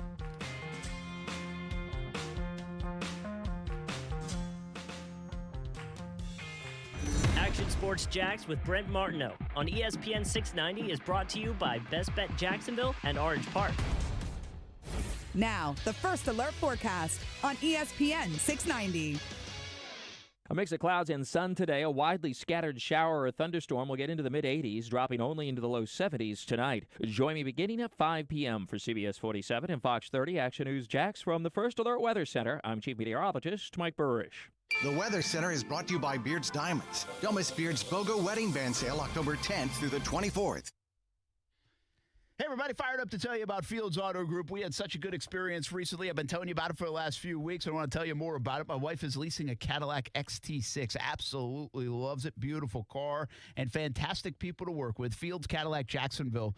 They were the folks we visited. Different level customer service with Fields Cadillac Jacksonville, but with everybody in the Fields Auto Group. No matter what you're driving, you can step up to luxury for less. Now at any of the Fields Auto Group locations in Jacksonville. Cadillac, Jaguar, Land Rover, Lexus, Mercedes-Benz, and Porsche. It's luxury for less at all Fields Auto Group locations in Jacksonville. Plus, you'll also be part of their exclusive Fields Amenities program where you will be and get complimentary loaners, car washes, and cafes. So whatever you're driving, see Fields and step up to luxury for less during this amazing opportunity. Do what we did. Visit fieldsauto.com. Hey, boss. Guess who I saw at the grocery store today? I don't know. Elvis? No, I saw your mom. Ah, she doing good today? Yeah, she's great. Said to say hello. Oh, and to thank you again for the Safe Touch security system you got her. Ah, Safe Touch. The source of all my internal conflict.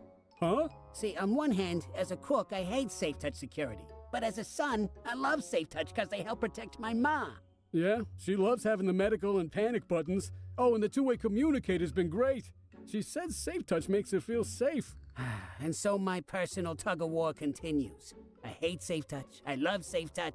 Well, love 'em or hate 'em, we still gotta stick to the Crooks or Us motto. Stay away from Safe Touch houses. Yeah. Unless it's Mom's house. Crooks know to stay away from Safe Touch houses. Hi, I'm Lester Jackson, president of Safe Touch Security Systems. No one beats our technology or our price. Call Safe Touch today at 888-723-8682 or go to safetouch.com. State license number EF233. Internal Revenue Service. When you owe a personal or business tax debt and can't pay, just hearing those 3 words brings feelings of fear and anxiety. I'm Jonathan David Suryash, Managing Tax Attorney at J. David Tax Law. Everyone knows that if you owe the IRS and don't pay, it's only a matter of time before tax liens, wage garnishments, or bank levies happen to you. The first step to resolution is our no-cost consultation. We take the time to go through your specific tax problem step by step. We explain exactly what your options are and how we will resolve your tax issue. J. David Tax Law is a local firm right here in Jacksonville, where only an experienced tax attorney will represent you. Our fee payment plans are affordable for everyone. If you have tax problems, call us now for a no-cost consultation at 904-507-4777. That's 904-507-4777, or find us on the web at jdavidtaxlaw.com. That's jdavidtaxlaw.com. Peace of mind is only a click or phone call away. For the ones working tirelessly to keep their coworkers safe.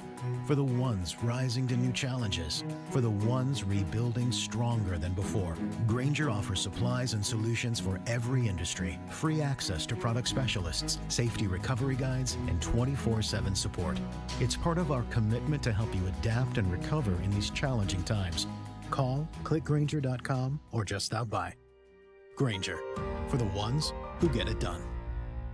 The following message is sponsored by the Florida Department of Elder Affairs, the Florida Association of Broadcasters, and this radio station. Medicare open enrollment is October 15th to December 7th. Volunteers with the Florida Department of Elder Affairs SHINE program are available to help with your Medicare questions, virtually or by phone during COVID-19. SHINE is open and ready to help you with local and unbiased counseling and assistance. Visit floridashine.org or call the Elder Helpline at 1-800-963-5337. If you're getting married soon, here's how you can save thousands. Beards Diamonds has been busy the last few weeks, preparing their showcases for the largest inventory of wedding bands in North Florida. So if you're popping the question or want to update your bands, you don't want to miss Beards Diamonds' spectacular wedding band sale. But it's happening 2 weeks only, October 10th through the 24th. Buy any ladies' wedding band and get the men's band free. Yes, free, and only at Beards Diamonds. Beards Diamonds has brought in extra inventory just for the sale. All stackable, all right-hand rings, all eternity bands, and wedding bands. The largest selection of men's and women's wedding bands in North Florida, all at the guaranteed lowest price.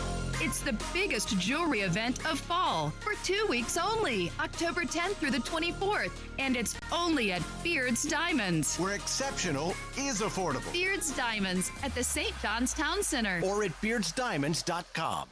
As the seasons change, there's one thing that never changes: the importance of clean drinking water. A Kinetico system from CGC Water removes up to 99% of contaminants. Now that's clean, and that's also why our family has a Kinetico system from CGC Water. Yours can too. Right now, CGC Water is offering a free A200 reverse osmosis drinking water system with the purchase of a Kinetico Premier softener. Kinetico Premier softeners are non-electric and have twin tanks, making them super efficient, saving you money. If you're not filtering your water, you are the filter. Schedule your free water test today and get peace of mind knowing your family's water is safe water. CGC is still taking extra precautions with in-home visits and continuing to follow CDC guidelines. Remember, this is a limited time offer, a free A200 reverse osmosis drinking water system with the purchase of a Kinetico Premier softener. Financing available with approved credit. Just call 904-552-1242 or visit cgcwater.com. Serving Northeast Florida and Southeast Georgia, CGC Water Treatment, your local independent Kinetico dealer.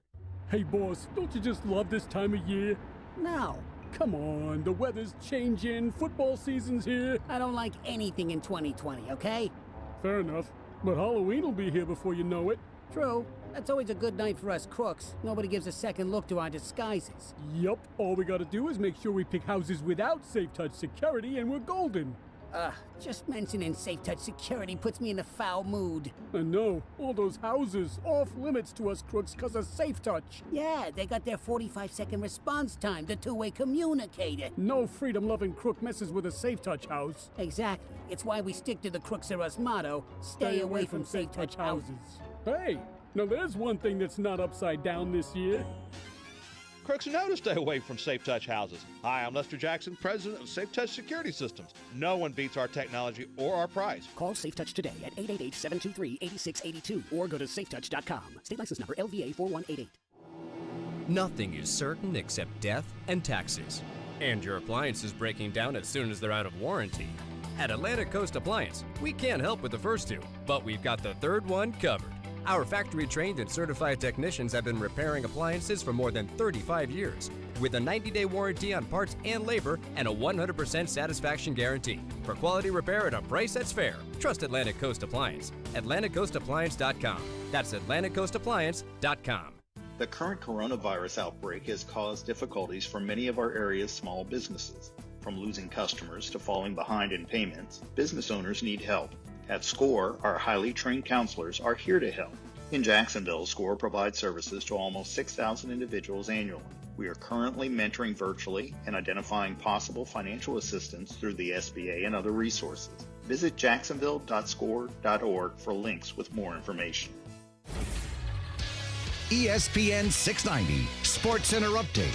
Happy Hump Day. I'm Jake Mitchell. In the NBA Finals, the LA Lakers defeated the Heat last night to put themselves ahead in the series 3-1, making it nearly impossible for Miami to make a comeback. But Heat superstar Jimmy Butler isn't giving up just yet. We're so comfortable with who we are and how we play that that's what we're going to go out there and do. And we're going to live with the end result. Obviously, we want it to be a win. We just got to lock in on us, knowing that we can control a lot of these things. But our confidence ain't going nowhere. It's going to stay high. I'm going to make sure that it stays high because it's going to have to be at an all-time high to get this next win. Game 5 of the NBA Finals is this Friday. And other basketball bubble news, the Seattle Storm swept the Vegas Aces to win their 4th WNBA championship, winning Game 3 decisively by a score of 92-59. Congratulations to the Storm. You're working from home and want to listen to ESPN? Tell your smart speaker to play ESPN 690. Hey, it's Coos from Action Sports Jacks on ESPN 690. Now, I know there's a ton of ways you can listen to the show, but did you know one of the ways is through a smart speaker? Yes, the Google Home, the Amazon Alexa. Pretty easy to do. Just tell either of them to play ESPN 690. Try it out weekdays from 3 to 6 p.m., and you can listen to Action Sports Jacks. Brent Martineau. Then I said, still looking for his 4th career sack. Austin Lake. I'm spending pretty much every single day with somebody for pretty much 2 years now that you know somebody. And they surprise you. I sit here before you right now, and I am surprised. Action Sports Jacks on ESPN 690. We talk about Ramsey, right? Yeah, definitely. Physical, fast, running off the ball. Doesn't really work with people like him. You have to be decisive with every move that you make. When you are getting vertical, he's very strong and can easily push you out of bounds or push you out of the window to where he can easily make an interception. So you just have to be smart with every move, have to be physical, and you have to just want it more than he do, even though that's pretty hard to do. You really, the type of player that he is, so you have to match his intensity. DJ Chark talking about Jalen Ramsey, former teammate. Ramsey with the 10th round, if you will, against the New York Giants and Golden Tate. Still waiting for that footage to come out in terms of that fight on the field. Like, someone had to get that footage. There had to be somebody recording that. NFL Films had to be in the building with those giant microphone things, like the giant, halo kind of looking things that get all the sound. NFL Films had to be there. So whether they're just waiting for TMZ to offer up that $1 million for that video or whatever the reason may be, I got to see the fight video, Kuz. All right, I got to see it. Because you know what?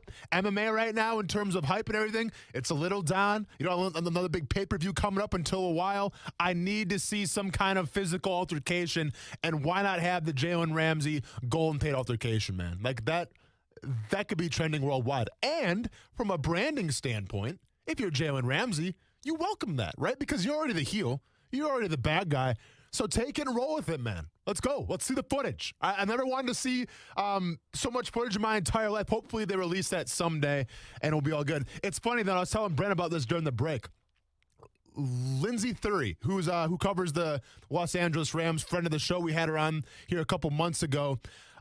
She did a story about Jalen Ramsey and kind of, the quote-unquote Jalen Ramsey being misunderstood, if you will, a la kind of like Leonard Fournette a little bit.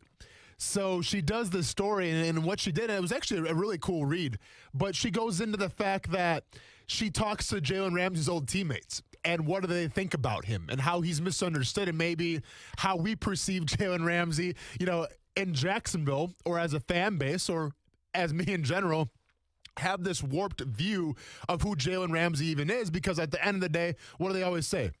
You're only as good as what your peers allow you to be, right? And you're only as good as what your peers say about you. So she interviewed some Jacksonville Jaguars, well, I should say former Jacksonville Jaguars, and asked them their opinion on Jalen Ramsey. And both those guys, it was Leonard Fournette and Marcus Lee. It begs the question, though. With like Marquise, I think, Marquise is a fantastic dude. I think he's a great judge of character, and he had nothing but nice things to say about Jalen Ramsey. Obviously, they're around at the same time. Very similar in terms of their age and things like that. And then Leonard Fournette, the same thing. But it begs the question, if she put out the bat signal to the current members of the Jacksonville Jaguars or the coaches or the staff or whatever it may be, and they said, no comment. We just don't want to talk about Jalen Ramsey. So it's a good read. I recommend you guys checking that out. But one could say it might be a little swayed in terms of how people really feel about Jalen Ramsey. I'll be honest with you, man, and I never really dealt with the guy in terms of being in the media. Obviously, I've heard the stories. I've seen the interviews. My only really experience with Jalen Ramsey was when we used to train together actually at a spot in Jacksonville where I was getting ready to go to Chicago, and I was training in the offseason, and obviously he was in Jacksonville training in the offseason for the Jaguars. And, he's playing corner, I'm playing outside linebacker, so a lot of the lifts and a lot of the drills that we were required to do didn't really revolve around us crossing paths too much. But, the warm-ups did and everything, and the cool-downs did. So I got a chance to, talk to Jalen Ramsey a little bit and try to get an idea of his character and what he brings to the table, as an athlete. And I'm going to say this, and listen, I'm not trying to be biased here. I don't have any kind of Jalen Ramsey goggles on or anything like that. But my preconceived notion and my preconceived of what I thought about Jalen Ramsey was, he's this diva. He's this very cocky, this very brash, all about me type of player, right? I mean, the typical cornerback type of player. But in my experience with him, and keep in mind, this is the middle of summer right now. We're in like this warehouse per se, and it's like 100 degrees in there. So it's sweating, not a lot of talking going on. But what I gathered from Jalen Ramsey in those moments was like, I understand. I get why this guy is so good. Now, yes, maybe he was born with that long frame. Maybe he was born with the speed, the footwork, the strength to be one of the best corners in the league. But I also saw his work ethic, okay? And in terms of that work ethic, trust me, I've been around NFL players a lot, and I've trained around NFL players a lot. And in terms of his work ethic and going about his craft and, and obviously pushing yourself outside the comfort zone, he did all that. Okay, like this wasn't a guy who was just talking the whole time, sitting on the sidelines on his phone. Like the guy actually was working his, I can't say it, but he was working his what off. And in that, I don't want to say like I found a newfound respect for Jalen Ramsey because of course he's working hard. I mean, he's a football player. He gets paid to take care of himself. His body is his business, if you will. But I was actually a little surprised of just how much he was working at his craft, how much he was trying to get big, better, how much he was trying to improve on his strength, his footwork, all the fundamentals of football. So that was kind of it was an eye-opening experience to say the least about Jalen Ramsey. Now, with that being said, I still have my thoughts about how he left Jacksonville. I still have my thoughts about that quote-unquote back injury and things like that. But I'm just saying the guy is one of the best cornerbacks in the NFL for a reason. And maybe it's his attitude, maybe it's his self-belief, but it also comes from his work ethic at all. And any player that's got work ethic like that, I'll be honest with you, you may have these crazy sound bites. You may not respect the media, but I have respect about how you go about your craft and prepare yourself for the rigors of an NFL season. So with that being said, that's my little Jalen Ramsey spiel. Let's get on the Tennessee Titans, though, a little bit here. Action Sports Jacks, ESPN 690, Austin Lane. I'm joined by really myself right now, and Kuz pushing all the right buttons. Brent Martineau is out and about. I believe his son Ty's got a baseball game, so we're sending Ty some good vibes. Maybe he can channel his John Carlos Stanton, if you will, because Stanton's absolutely tearing MLB apart. And I pray that the bet that me and Brent Martineau had between Aaron Judge and Stanton to say who would have the most home runs in the season, well, we didn't really establish, was it the regular season? Was it the postseason as well? Because if that's the case, I'm feeling pretty dang good about my bet right now. But let's get into the Tennessee Titans a little bit. And this is big news right now coming out of the NFL. Pro Football Focus. Pro Football Talk released an article today talking about how you could expect the Titans could have being hammered by the NFL, and it could be a historic, and I quote, a historic punishment for the Titans given their various violations.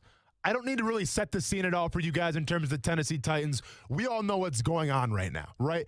Player after player after player the past 2 weeks has tested positive for COVID-19. All right. It's the Tennessee Titans right now. They're in shambles. It's chaotic. It's hectic. And it's obviously not a good look for the NFL. They go to Minnesota. They play the Vikings. Thankfully, it didn't, transfer over to the Vikings players. They didn't have any positive tests. Vikings still playing football. Not great football being said, but they're still playing football nonetheless. Right now, the Titans are sitting out. And it seems like every single day you see maybe another player pop up, two players pop up. Like, they cannot get this thing under control, okay? So that's one thing. Another thing, though, is now are they violating the league rules? because the rules clearly state where if your team and your stadium, it has to be shut down due to COVID-19 positive tests, well, everyone's got to self-isolate, right? Everyone's got to quarantine, and then you got to regroup when those numbers go down. Well, it was reported, and I want to make sure I get this all right here for you guys at home. Yeah, so it was reported that, and this is from Steve Lehman, a friend of the so Brent's really good friend, actually. And listen, Steve Lehman, in my opinion, should be like on the Golden Globes red carpet. He should be hosting the Oscars because he's the best dressed man. No offense to John Bachman, but he's the best dressed man in all of sports media, possibly, especially at Nashville News Channel 5. With that being said, though, it's reported that 15 players took it upon themselves to have a training session outside of the stadium, like in a nearby park, something of that nature, which is a big no-no. Obviously, you're supposed to be quarantining right now. You're supposed to be left to your own devices, and you have guys training together. Here's my big thing now, and it begs the question, what do you do with the Tennessee Titans? What do you do with their season? How do you handle the schedule and all that? When I heard the reports come out from Pro Football Talk saying that you could see a monumental, historic decision being made about how the Titans are going to be punished, I immediately went back to the first episode of Hard Knocks. You know, I'm a Hard Knocks junkie. And I remember it was like the very first segment of Hard Knocks. It was Anthony Lynn talking to his team as they just got back to the facility, right? The season's about to start. It's different, but we're going to get underway here. And Anthony Lynn essentially said this: the best team this year, the fastest, the strongest team may not win the Super Bowl. It's going to be the team that has the best protocols in place, and it's going to be the team that follows those protocols that's probably going to go to the Super Bowl. It's survival of the fittest right now. The Tennessee Titans, and keep in mind, every single NFL team kind of has their own way of going about things in terms of how they're handling COVID-19. Now, yes, they have to get approved by the NFLPA and the NFL and all that stuff, and all these things have been approved, but every team kind of has a little wrinkle here, a little wrinkle there of how they're going about with COVID-19. Obviously, what the Tennessee Titans have done is not working at all because you have a monumental catastrophe right now in terms of your players getting sick. So with that being said, and now the NFL is trying to invest a little bit, investigate, like, hey, we're guys at a party, we're more guys training together. If I'm the NFL right now, the one thing I'm not going to do, I'll be honest with you, the one thing I'm not going to do is give the Tennessee Titans any more breaks. I'm not going to give you guys any more opportunities to have another bye week, to rearrange this whole schedule because you guys couldn't get COVID-19 in line. But Austin, isn't that a little harsh? Check this out. The Titans played in Minnesota. At the time, this is, obviously 2 weeks ago now. 2 weeks ago when the Titans played the Minnesota Vikings. All right? Obviously, some Titans players probably had COVID-19 then. And with the sweating, the hitting, the interaction, you would think, well, at least one Vikings player would have it, and now we're in a mess because they even shut down the Vikings stadium, the practice facility, until they knew for sure that everybody tested negative. Well, guess what? They did test negative. So with that being said, like with this COVID-19 thing, listen, this falls on the Titans. This falls on your protocols, and this falls on you guys following those protocols. And right now, you guys have not followed them. And to make matters worse, you had 15 players practice on themselves, take it upon themselves to try to obviously stay in shape, stay tuned, but at the same time, you're in direct violation of the protocol rules that you guys essentially set up in the first place. So with that being said, and I see this headline saying you're going to see a monumental decision come down, the only thing that I can think of, and to me, if I'm the NFL, the only thing that makes sense, you're supposed to play Buffalo this weekend. I cancel that game, and I give the Tennessee Titans a loss.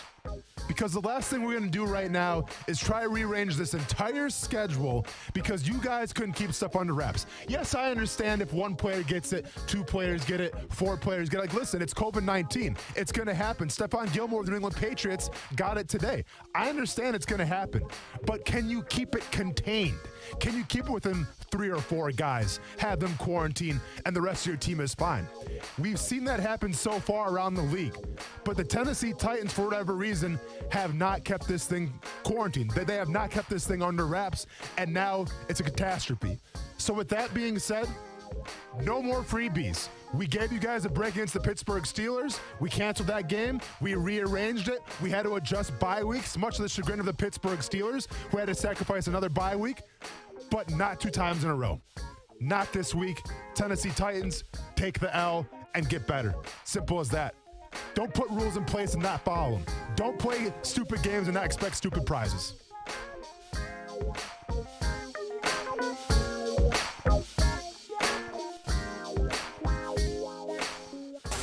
Hey everyone, this is Brett Martineau from Action Sports Jacks on ESPN 690. Hope you catch the show Monday through Friday from 3 p.m. to 6 p.m. on 10 different platforms. But if you missed the show today, you missed this. Are the Buffalo Bills for real? I think they are. I mean, I've been a big Josh Allen supporter. How about his start? Oh, yeah. Hey, I'm not surprised. I guess Jalen Ramsey wasn't right about him being trash. Subscribe to the podcast and check the show out on Action Sports Jacks on ESPN 690. Get the podcast daily. All you have to do is search ESPN 690 in your podcast app. Attention all Camry buyers. If you've been wanting a new Camry, then I've got great news for you, because today's the day to get your Camry and save big at Arlington Toyota. It's the Today's the Day sales event going on now at Arlington. And they've made a special purchase of 2020 Camrys. That means they've got 132 new 2020 Camrys in stock and ready to sell. But with a deal like this, you got to get yours before they're all gone. Make today the day you save big at Arlington and buy a new 2020 Camry at 0% for 60 months plus no payments for 90 days. And with every new vehicle purchase from Arlington, you get a lifetime warranty with unlimited time and miles. Plus, you can buy with total peace of mind thanks to Arlington's 30-day exchange policy. That's 30 days to love it or exchange it. Want a new Camry? Then today's the day, but they're going fast, so don't wait. Shop safely in person. 10939 Atlantic Boulevard or online at arlingtontoyota.com. Visit arlingtontoyota.com/today's the day for full details. No matter what you are driving, you can step up to luxury now at any of the Fields Auto Group dealerships in Jacksonville. Cadillac, Jaguar, Land Rover, Lexus, Mercedes-Benz, and Porsche. Yes, it's luxury for less at all Fields Auto Group locations in Jacksonville. Plus, you'll also be part of their exclusive Fields Amenities program, where you will get complimentary loaners, car washes, and cafes. So whatever you're driving, see Fields first and step up to luxury for less during this amazing opportunity. Visit fieldsauto.com. For the ones working tirelessly to keep their coworkers safe. For the ones rising to new challenges. For the ones rebuilding stronger than before. Grainger offers supplies and solutions for every industry. Free access to product specialists, safety recovery guides, and 24/7 support. It's part of our commitment to help you adapt and recover in these challenging times. Call, click Grainger.com, or just stop by. Grainger, for the ones who get it done. Join ESPN 690 in Shopping the 904. When you help businesses here on the First Coast, you're really helping all of us. And it keeps our local economy going. That means jobs. 2020 has been a really tough year, especially for locally owned businesses. And you can make a difference when you shop local. So if you live in St. John's, Duval, Baker, Clay, Nassau, or other surrounding counties, shop local. Shop the 904. Shop the 904. The First Coast is booming. With interest rates at historic lows, there has never been a better time to call Brandon Ponsel and his network of local experts at Jack's Coastal Homes. You can visit them at jackscoastalhomes.com or call them today at 904-206-9480 and mention ESPN 690 to receive up to $2,500 towards your closing cost. Need to sell? Powered by the unparalleled technology of EXP, Brandon will guarantee the sale of your home in under 60 days, or he'll sell it for free. The First Coast market is on the move. Are you? Nearly 250,000 men and women in the U.S. will be diagnosed with breast cancer this year. Breast cancer is unacceptable. Visit Komen.org/unacceptable. Bring a little spice into your sex life. Adam and Eve Adult Store. It's the trusted name in adult entertainment. Secure private shopping experience at AdamEveOutlet.com. That's AdamEveOutlet.com. As the seasons change, there's one thing that never changes: the importance of clean drinking water. A Connecticut system from CGC Water removes up to 99% of contaminants. Now that's clean, and that's also why Our family has a Kinetico system from CGC Water. Yours can too. Right now, CGC Water is offering a free A200 reverse osmosis drinking water system with the purchase of a Kinetico Premier softener. Kinetico Premier softeners are non-electric and have twin tanks, making them super efficient, saving you money. If you're not filtering your water, you are the filter. Schedule your free water test today and get peace of mind knowing your family's water is safe water. CGC is still taking extra precautions with in-home visits and continuing to follow CDC guidelines. Remember, this is a limited time offer, a free A200 reverse osmosis drinking water system with the purchase of a Kinetico Premier softener. Financing available with approved credit. Just call 904-552-1242 or visit cgcwater.com. Serving Northeast Florida and Southeast Georgia, CGC Water Treatment, your local independent Kinetico dealer.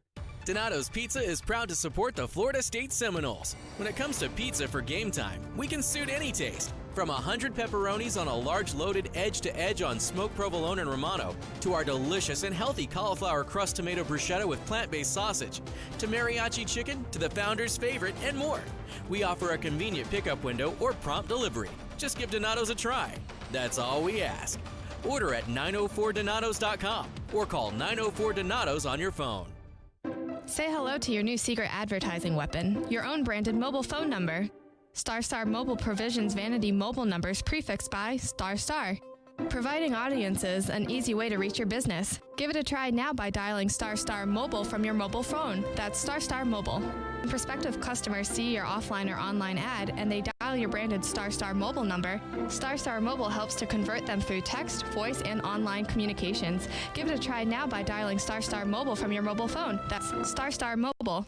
We saved big money with our Progressive Home and Auto Bundle and used the vacation to Hawaii. Who's up for a luau? Yay! This is not a real testimonial. Sure, customers can save big money with Progressive, but not enough to go to Hawaii. They'll probably use it for things like the mortgage or even a travel magazine, so at least they can see pictures of Hawaii. Aloha! Yes, say hello to those beautiful Hawaiian beaches in that magazine. Progressive Cash Insurance Company and Affiliates. It's time for some straight talk. You know what covering your bases is in baseball, right? Making sure you have no holes in your defense. Well, that's the kind of coverage you get with Straight Talk Wireless. And you'll pay up to 50% less than big carriers and still use their same networks. Just $45 a month gets you the unlimited plan with 25 gigs of high-speed data and 2G. No contract, no mystery fees. Fully covering your bases for 50% less. Straight Talk Wireless, only at Walmart. Savings may vary. See terms and conditions at straighttalk.com. Broadcasting live from the ESPN 690 Anajar and Levine studios. Anajar and Levine Accident Attorneys. Call 904-600-4000. That's 904-600-4000. ESPN 690. Jacksonville's home for ESPN Radio. WOKV Jacksonville. Listen live everywhere you go on ESPN690.com. ESPN 690, a Cox Media Group station. ESPN 690, the home of the Florida State Seminoles in Jacksonville. Duke goes down to defeat Florida State 79. Duke 74. Basket lays. Oh, it drops. It drops with 1.8 seconds to go. Here's the snap. Winston rolling right. Close to pass on the other. It's caught. It's caught. It's caught. You'll hear Knowles football and men's basketball right here on ESPN 690. Jacksonville's home for ESPN Radio and the Florida State Seminoles. Broadcasting live from the ESPN 690 Anajar and Levine studios. This is Action Sports Jacks on ESPN 690 with Brent Martineau and Austin Lane. You know, kind of in those certain short situations, your antennas go up for, you know, kind of those possibilities. I knew they were in a five-man rush with nobody behind, but more than anything, I just got to be more patient. I had great protection, you know, let everything develop, play it out, and then at that point, you know, decide when to scramble. And that's just a work in progress, something I, you know, have to get better at. You know, we're working on it week by week. Jaguars quarterback Gardner Minshew. You got to get better. Simple as that. You know what I like about Minshew, though, and we talk about this all the time, but even the older soundbite that we played later, earlier in the show, basically, where he talked about stuff's not right now in the locker room, let's just say, and, you know, he used an adjective that I cannot repeat for sake of the FCC, my boss, and our sponsors, but I just, listen, through this whole thing right now, let's be honest, it's not going good for the Jacksonville Jaguars. They're 1-3, okay? Not a good look. But I like the fact that even regardless of that, he's still remaining true to himself, right? And I think, and say what you want about Nick Foles, you know, and if you saw his performance in Chicago this past weekend, not the best. But, like, I think Nick Foles rubbed a lot of people the wrong way because when things went bad, which they did last year as well, you know, Foles was kind of like, hey, you know, like it's kind of like the rah-rah. It's going to be okay, guys. We got to think positively and stuff like that. Now, I'm not saying that's the wrong way to be, but I'm saying if you're trying to cater to a fan base, that's the last thing they want to hear. They want to hear it's going bad because that's what we see on TV. So I like the fact that I think Minshew's kind of earned a little more respect from the fan base, even though it's still going bad, but he's earned at least some respect from the standpoint of he is still keeping it 100, as the kids say. He is still being himself. Austin Lane, Action Sports, Jackson, ESPN 690. You know, we opened the show today talking a little bit about Gardner Minshew, obviously, and Brent had an interesting comparison to Russell Wilson. And, you know, he compared the numbers a little bit, and I'll be honest, Brent wasn't wrong. The biggest difference was the fact, though, that they're asking Gardner Minshew to do so much more than they asked Russell Wilson his rookie year, just because Russell Wilson, let's be honest, was surrounded by greatness at running back, greatness as on a defense, and everybody had his back, and greatness as a head coach as well, and Pete Carroll. Minshew, on the other hand, unfortunately doesn't have those luxuries.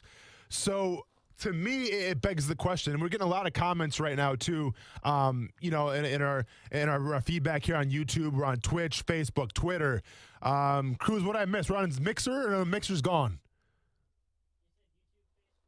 Yep, and I can't hear you in the microphone right now. Oh, good, yeah. There you go. That's because my volume would be down. Oh, good, man. You said, what, Twitch, Twitter, Facebook, YouTube, yeah, that's all of them. All right, cool, nailed it. If you'll be part of the conversation, you want to give us a call, 904-362-9901, or just call *690, and we'll talk about it a little bit. But here's my thing, and I'm seeing all these comments here, right? And somebody wants to say that Gardner Minshew is a little better than Blake Bortles, right? Minshew's not the answer. He has glaring physical limitations I'm seeing. Gardner Minshew is a better Chad Pennington. Oh, man. Minshew just needs to be a game manager. Okay, well, with that one, he can't be a game manager because the game that he is managing, like, he doesn't have the advantage to be the game manager. Like, he can't be Alex Smith right now, all due respect to Alex Smith, obviously.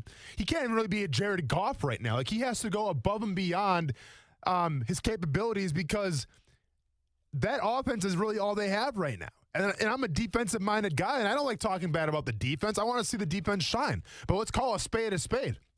Right now, the defense isn't having Gardner Minshew's back whatsoever.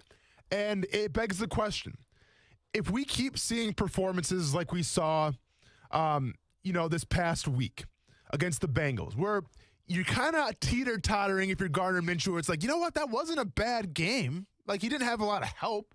He had a missed throw here. He had an interception here. But overall, probably the best thing we've seen in Jacksonville in a long time. It wasn't necessarily a bad game. Like, can he be the quarterback of the future? Because let's be honest right now. The easy part of the schedule is done. Okay, you played the Bengals. You played the Dolphins. You played the Titans, who I get the Titans are good. I had them win the division and everything. But the easy part of the schedule is done. You got the Texans right now coming up, who, mark my words too, they're going to be fired up and ready to play.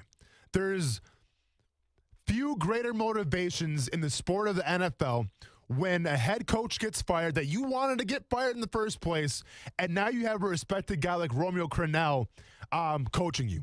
You want to win it for Romeo because he's a good guy, and you want to win it because you want to prove to everybody in that city and the ownership that, you know what, it was Bill O'Brien's fault. It wasn't the players' fault, because how much do we talk about all the time where players sometimes don't take responsibility, right? It's not my fault I missed that play. I was set up for failure. It's the coach's fault. It's the coach's fault.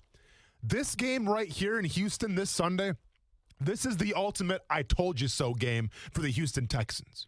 If J.J. Watt and company come out and absolutely ball out, you know what's going to happen after that game? They're going to go to the media. They're going to go in their locker room and say, you know what, man, imagine if Bill O'Brien wasn't here the whole season, how good we'd be right now. Like, that's where their mindset's at right now.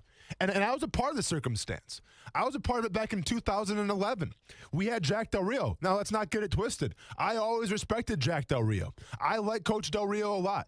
You know, obviously he gave me a chance, and I'm super thankful for him for doing that. Defensive-minded coach, you know I'm all about those. Old school coach, all about that kind of guy as well. And also a coach who made it a point to be in the trenches with his players as well. And the reason I say that was, and I've told this story before when we had Coach Del Rio on the show, when we were doing conditioning, you know who was toe for toe with us running conditioning as well? Coach Del Rio. So I have a lot of respect for that dude. He gets fired, all right? 2011. Season's not going good. Blaine Gabbert gets inserted. It's just a nightmare, right? Dave Garrard was let go before the team or after the team luncheon, and ever since then, the team has been in parallel. Blaine Gabbert's playing very bad. Del Rio, our defense is underachieving to say the least, and hey, I had something to do with that as well. But needless to say, Coach Del Rio gets fired. Enter Mel Tucker, defensive coordinator. A guy who anybody's going to tell you. You go to the old Bears rosters that had him as a defensive coordinator. You go to the old Jaguars roster that had him as defensive coordinator. No matter where you go back to Georgia back in his old coaching days, or you go to Michigan State right now. Colorado, if you will. Anybody that comes in contact with Mel Tucker, I guarantee you they're going to say they respect Mel Tucker, okay? Another old school kind of guy, but to me, he's more of a player's coach. He's not going to ever really try to embarrass you. He's not going to cuss you out. He's going to treat you like a grown man, okay? Because the NFL, grown man's game. So when Mel Tucker took over as the head coach of the Jacksonville Jaguars for I think it was 4 or 5 games, you better believe all of a sudden we started perking up a little bit. We started practicing maybe just a little harder because we wanted to win it for Coach Tucker. Now, the writing was kind of on the wall where obviously if we would have won, maybe he could have became a head coach of the Jaguars after that. But we kind of knew that wasn't going to be the case. And I think he knew that as well. All we wanted to do was say, you know what? It's a circumstance right now where we're not having a good season. We got a new head coach. Let's send this head coach, or this interim head coach, if you will, let's send him out the right way. So we took it upon ourselves to try to win as many games as we could. Now, did we? Absolutely not, because 2011 was an absolute nightmare, and it was a horrible season to be a part of, and I'm mad about even talking about it. But with that being said, though, Mel Tucker got every ounce of effort and every ounce, of just focus out of us, even though there was no shot of making the playoffs, even though we underachieved all season, and even though we're in the dog days of the season where it's just like, what are we even playing for anymore? We still showed up for Coach Tucker. So with that being said, we're talking about a team right now, the Houston Texans, that's going into week 5, plenty of football left to play, an easier part of the schedule for them. They're going to be coming out looking for blood against the Jacksonville Jaguars, and needless to say, it could get ugly real quick. But going back to Gardner Minshew now, like I said, I kind of got off on a tangent a little bit talking about the schedule. But you got the Texans coming up. You got the Lions coming up. Don't sleep on them. You got the Chargers on the West Coast. We know how those games go. You got the Texans again, the Packers, the Steelers, and the Browns. That's a murderer's row right there. I don't want to see that schedule. I don't think anybody wants to face that schedule. That's a hard schedule right now. And I'll give them the benefit of the doubt. Maybe they win 2 of those games from what I've seen on film right now from this team, right? Expectations are at all-time low right now. Maybe they win 2 of those games. So what? And now we're talking 3-9, 3-10. Not good. And this is what I'm trying to get to right now. I've made it a big point. I think Brent Martineau disagrees with me a little bit, where if Gardner Minshew doesn't win games, it doesn't matter how well he does. Because at the end of the day, the quarterback position is always tied to wins and losses, okay? Look what happened right now in Washington. Look what happened. Just pick your place. Sam Darnold's about to feel the same wrath, if you will. Joe Flacco's playing from that's more of an injury standpoint. But everyone's talking right now, Trevor Lawrence or Sam Darnold. Trevor Lawrence or Sam Darnold. Oh, I'm sorry. Was Sam Darnold not a first-round draft pick a couple of years ago? All this hype out of USC, and now you turn your back on him? That's the way this league works. That's why it's cutthroat. So let's just assume right now, and let's live in a sunshine and rainbows type of world, that the Jaguars somehow miraculously pull off 5 wins this season. You have a 5-win team. So let's say you're 5-11, obviously probably picking in the top 8 or so. But what does that mean for the head coach? What does that mean for the GM? I'm not sure how Shad Khan's going to play this one, but gauged off what he's told us in the past, one would assume that coaches' jobs would probably be on the line, on the chopping block. And I don't think 5 wins is going to get the job done. But my point is that if Gardner Minshew plays well, and here's where the silver lining comes in, if Minshew can be the quarterback going forward or not, regardless of how the team finishes. And this is the only way, in my opinion, that Gardner Minshew can save his you-know-what, even if the team doesn't do well. It's if this offense keeps looking like they're looking right now. You run the ball well. You have a short passing game. Want to see a couple more long shots. Want to see a couple more long balls of Chris Conley and DJ Chark. But let's assume right now, this could very well happen. This is in the realm of possibility. Let's assume right now that this offense finds another echelon of where to fire to. And all of a sudden, maybe they're like a top 10 offense in the NFL, if they're not already. You're seriously taking a look at possibly Jay Gruden being the head coach then going forward, assuming that Doug Marrone gets let go with a bad record. If you have Jay Gruden upgrade himself from the OC to the head coach now, and keep in mind what we're talking about. We're talking about a very quarterback-friendly head coach in Jay Gruden. We're talking about a very offensive-minded coach in Jay Gruden. Those are the hot commodities right now in the NFL, okay? That's what's in right now. Nobody wants defensive coaches that have been doing it forever, all right? I mean, the Redskins did with Ron Rivera. I'm sorry, I said the Washington football team did with Ron Rivera, but nobody really else, right? Offensive-minded coaches are the hot commodity right now. Jay Gruden fits that hot commodity. So you have to ask yourselves one thing. If this season really goes down in shambles, and it's a travesty, and you win 4 or 5 games, Doug Marrone gets fired, and for whatever reason, maybe Jay Gruden becomes the new head coach. Well, now what? Because that, to me, is an advantage for Gardner Minshew, right? Because regardless if Jay Gruden gets elevated to a head coach position, keep in mind, there's still a lot of football left to play out. We'll see how this all shapes up. But if Jay Gruden elevates himself to head coaching potential, that means one thing, that his offense was money. His offense did better than expected, achieved expectations. If that's the case, that's because Gardner Minshew had a great season. And if Gardner Minshew has a great season, maybe Gruden takes a look at that and says, you know what? Yeah, our team didn't win a lot of games, but I'm with Minshew. I've coached him. I've educated him. I like what I see here. Sure, this draft coming up in 2021 might have Trey Lance, might have Trevor Lawrence, might have Justin Fields, but you know what? I can win with Gardner Minshew. Let's shore up that defense. Let's shore up our offensive line, and let's help Gardner Minshew out here. I could see that scenario taking place if Jay Gruden ends up becoming a head coach, once again, assuming that Doug Marrone doesn't make it the entire season. It's interesting. However, if the offense starts to sputter a little bit, if Minshew just plays okay, if we give him a check mark here, a negative the next week, another check mark, and let's say that he bats 500, to me, that's not going to be good enough because you're going to have the Dwayne Haskins effect. You're going to have a guy like Ron Rivera come into Washington and say, you know what? You're not my starting quarterback. I didn't draft you. I don't know who you are. I'm just going to sit you. I'm going to put Kyle Allen in, and we're going to draft somebody next year. That's what we're looking at right now for the Jacksonville Jaguars if a new head coach comes in that doesn't already have a tie to Gardner Minshew. Hey, we got some high school football coming up here after the break. Stay tuned. New tournament bracket coming up. Very interesting details. We'll be joined by Action Sports' Jax Stuart Weber. Stay tuned.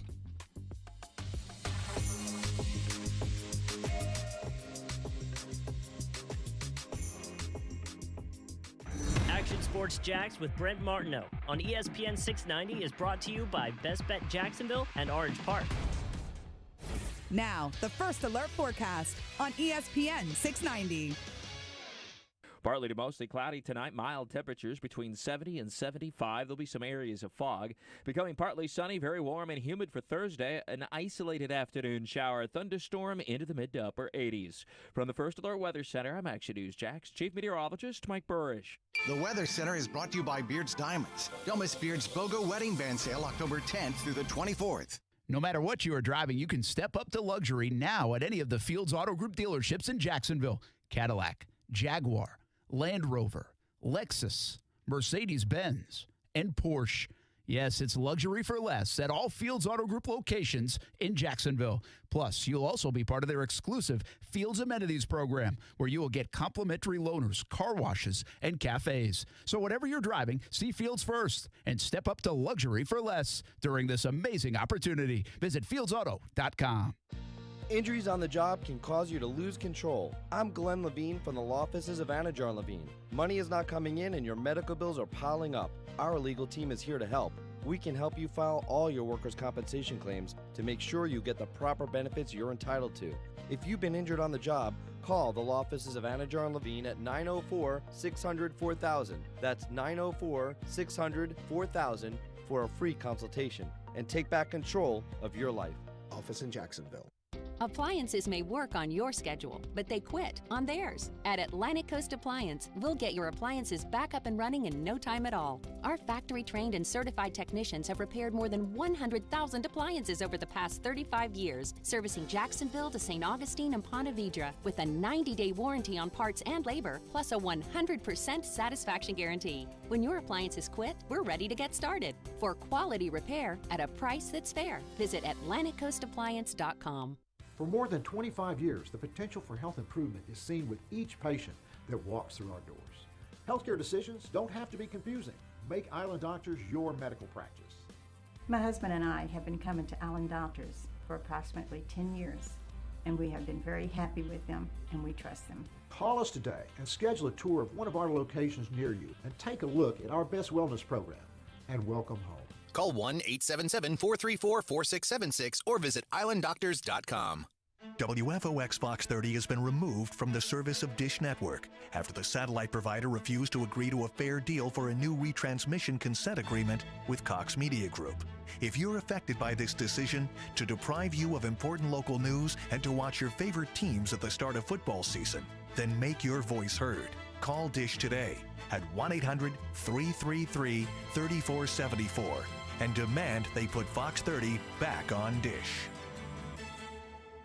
Attention all Camry buyers. If you've been wanting a new Camry, then I've got great news for you because today's the day to get your Camry and save big at Arlington Toyota. It's the Today's the Day sales event going on now at Arlington, and they've made a special purchase of 2020 Camrys. That means they've got 132 new 2020 Camrys in stock and ready to sell. But with a deal like this, you got to get yours before they're all gone. Make today the day you save big at Arlington and buy a new 2020 Camry at 0% for 60 months plus no payments for 90 days. And with every new vehicle purchased from Arlington, you get a lifetime warranty with unlimited time and miles. Plus, you can buy with total peace of mind thanks to Arlington's 30-day exchange policy. That's 30 days to love it or exchange it. Want a new Camry? Then today's the day, but they're going fast, so don't wait. Shop safely in person. 10939 Atlantic Boulevard or online at arlingtontoyota.com. Visit arlingtontoyota.com/today's the day for full details. Hey, boss, guess who I saw at the grocery store today? I don't know. Elvis? No, I saw your mom. Ah, she doing good today? Yeah, she's great. Said to say hello. Oh, and to thank you again for the Safe Touch security system you got her. Ah, Safe Touch. The source of all my internal conflict. Huh? See, on one hand, as a cook, I hate Safe Touch security. But as a son, I love Safe Touch because they help protect my ma. Yeah, she loves having the medical and panic buttons. Oh, and the two-way communicator's been great. She says Safe Touch makes her feel safe. And so my personal tug-of-war continues. I hate Safe Touch. I love Safe Touch. Well, love 'em or hate 'em, we still gotta stick to the Crooks R Us motto, stay away from Safe Touch houses. Yeah. Unless it's Mom's house. Crooks know to stay away from Safe Touch houses. Hi, I'm Lester Jackson, president of Safe Touch Security Systems. No one beats our technology or our price. Call Safe Touch today at 888-723-8682 or go to safetouch.com. State license number EF233. Nothing is certain except death and taxes. And your appliance is breaking down as soon as they're out of warranty. At Atlantic Coast Appliance, we can't help with the first two, but we've got the third one covered.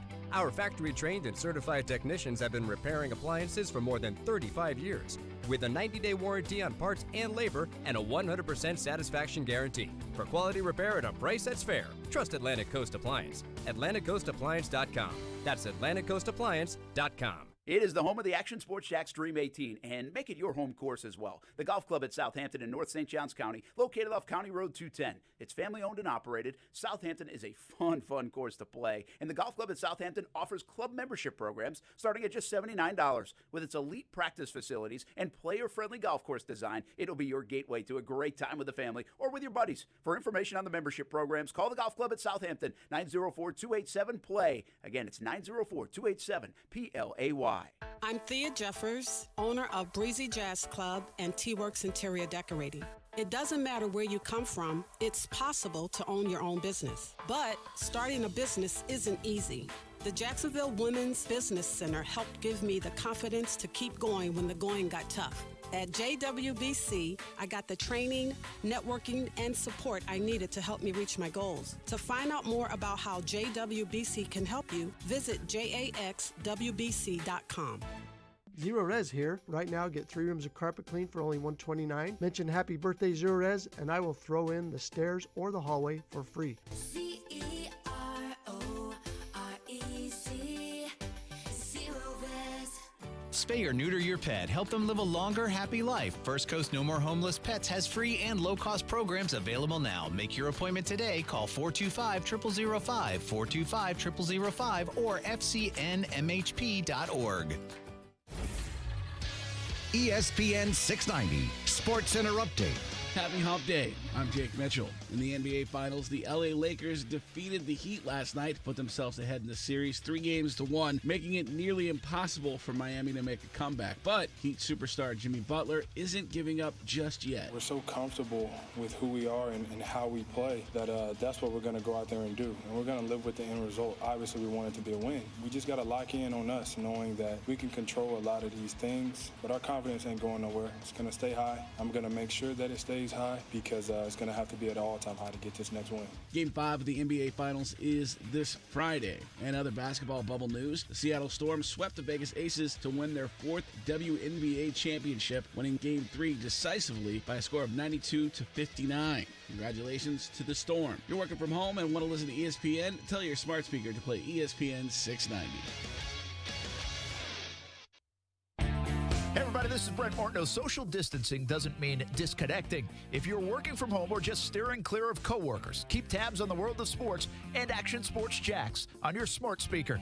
Tell your Amazon Echo or Google Home to play ESPN 690. Brent Martineau. How many push-ups did you do in 3 minutes? Did you try the challenge? Austin Lane. I don't need lactic acid build up when I'm in fight camp. Brent, you kidding me? Take my word for it. More than you. Action Sports Jax on ESPN 690.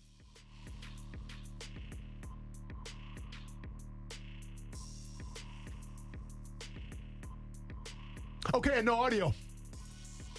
No audio from Kuz, who pushes the right button sometimes because you know why?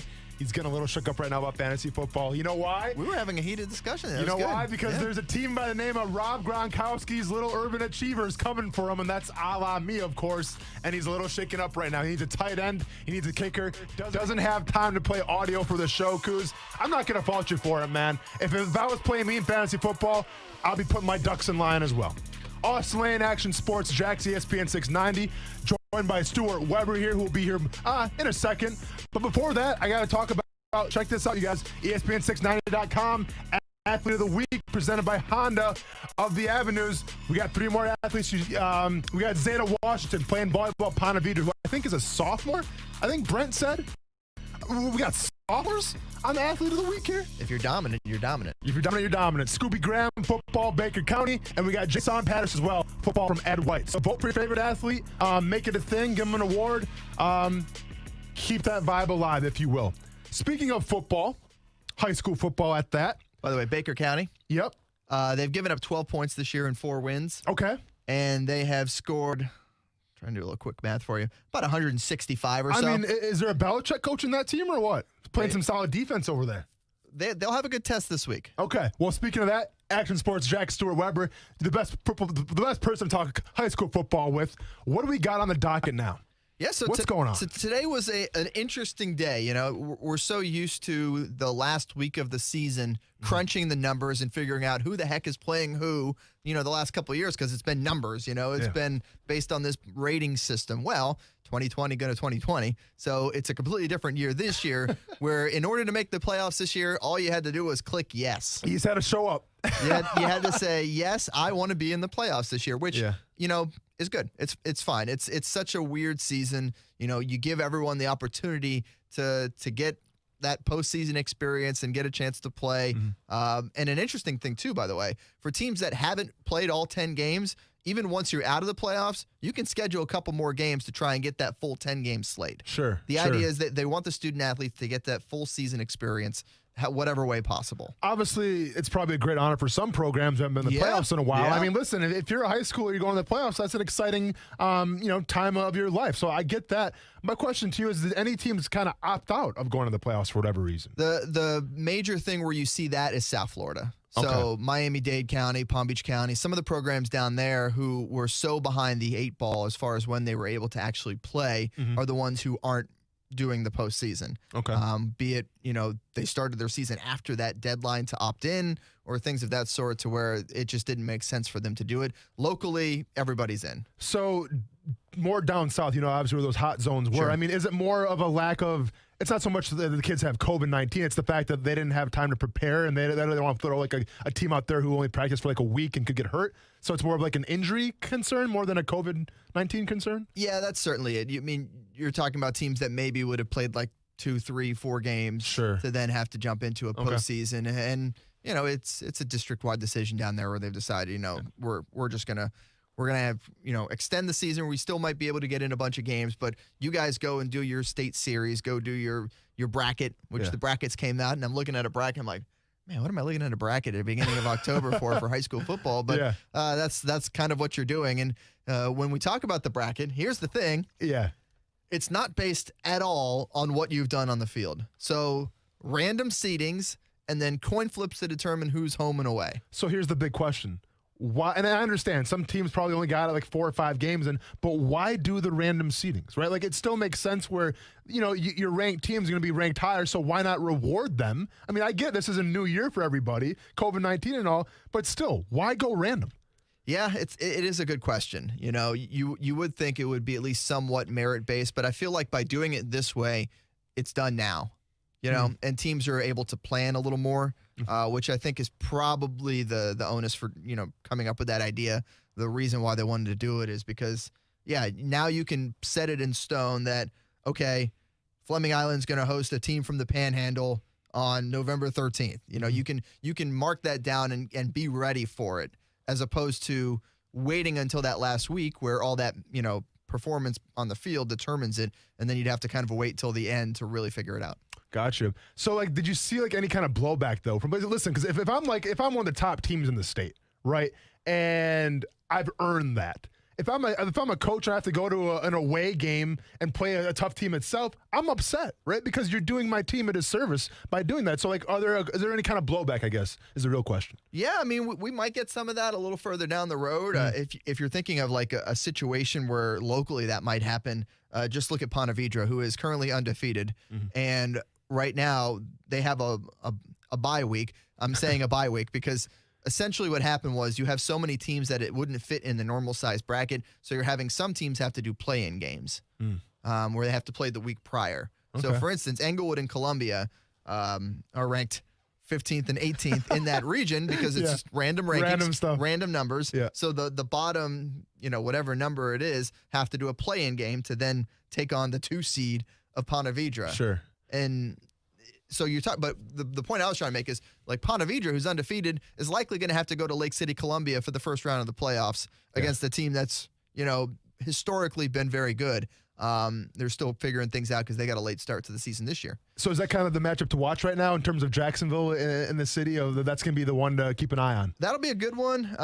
You got Mandarin and Sandalwood meeting in the first round. That's always a fun rivalry game because those two have been in the same district forever. How about Oakleaf at Bartram Trail on November 20th? And, really what's essentially the first round for Bartram Trail. And I'm saying Oakleaf, Bartram Trail. Heck, it could be Nice. Nice could upset Oakleaf in that play-in round. So there are a lot of interesting matchups on there to keep an eye on.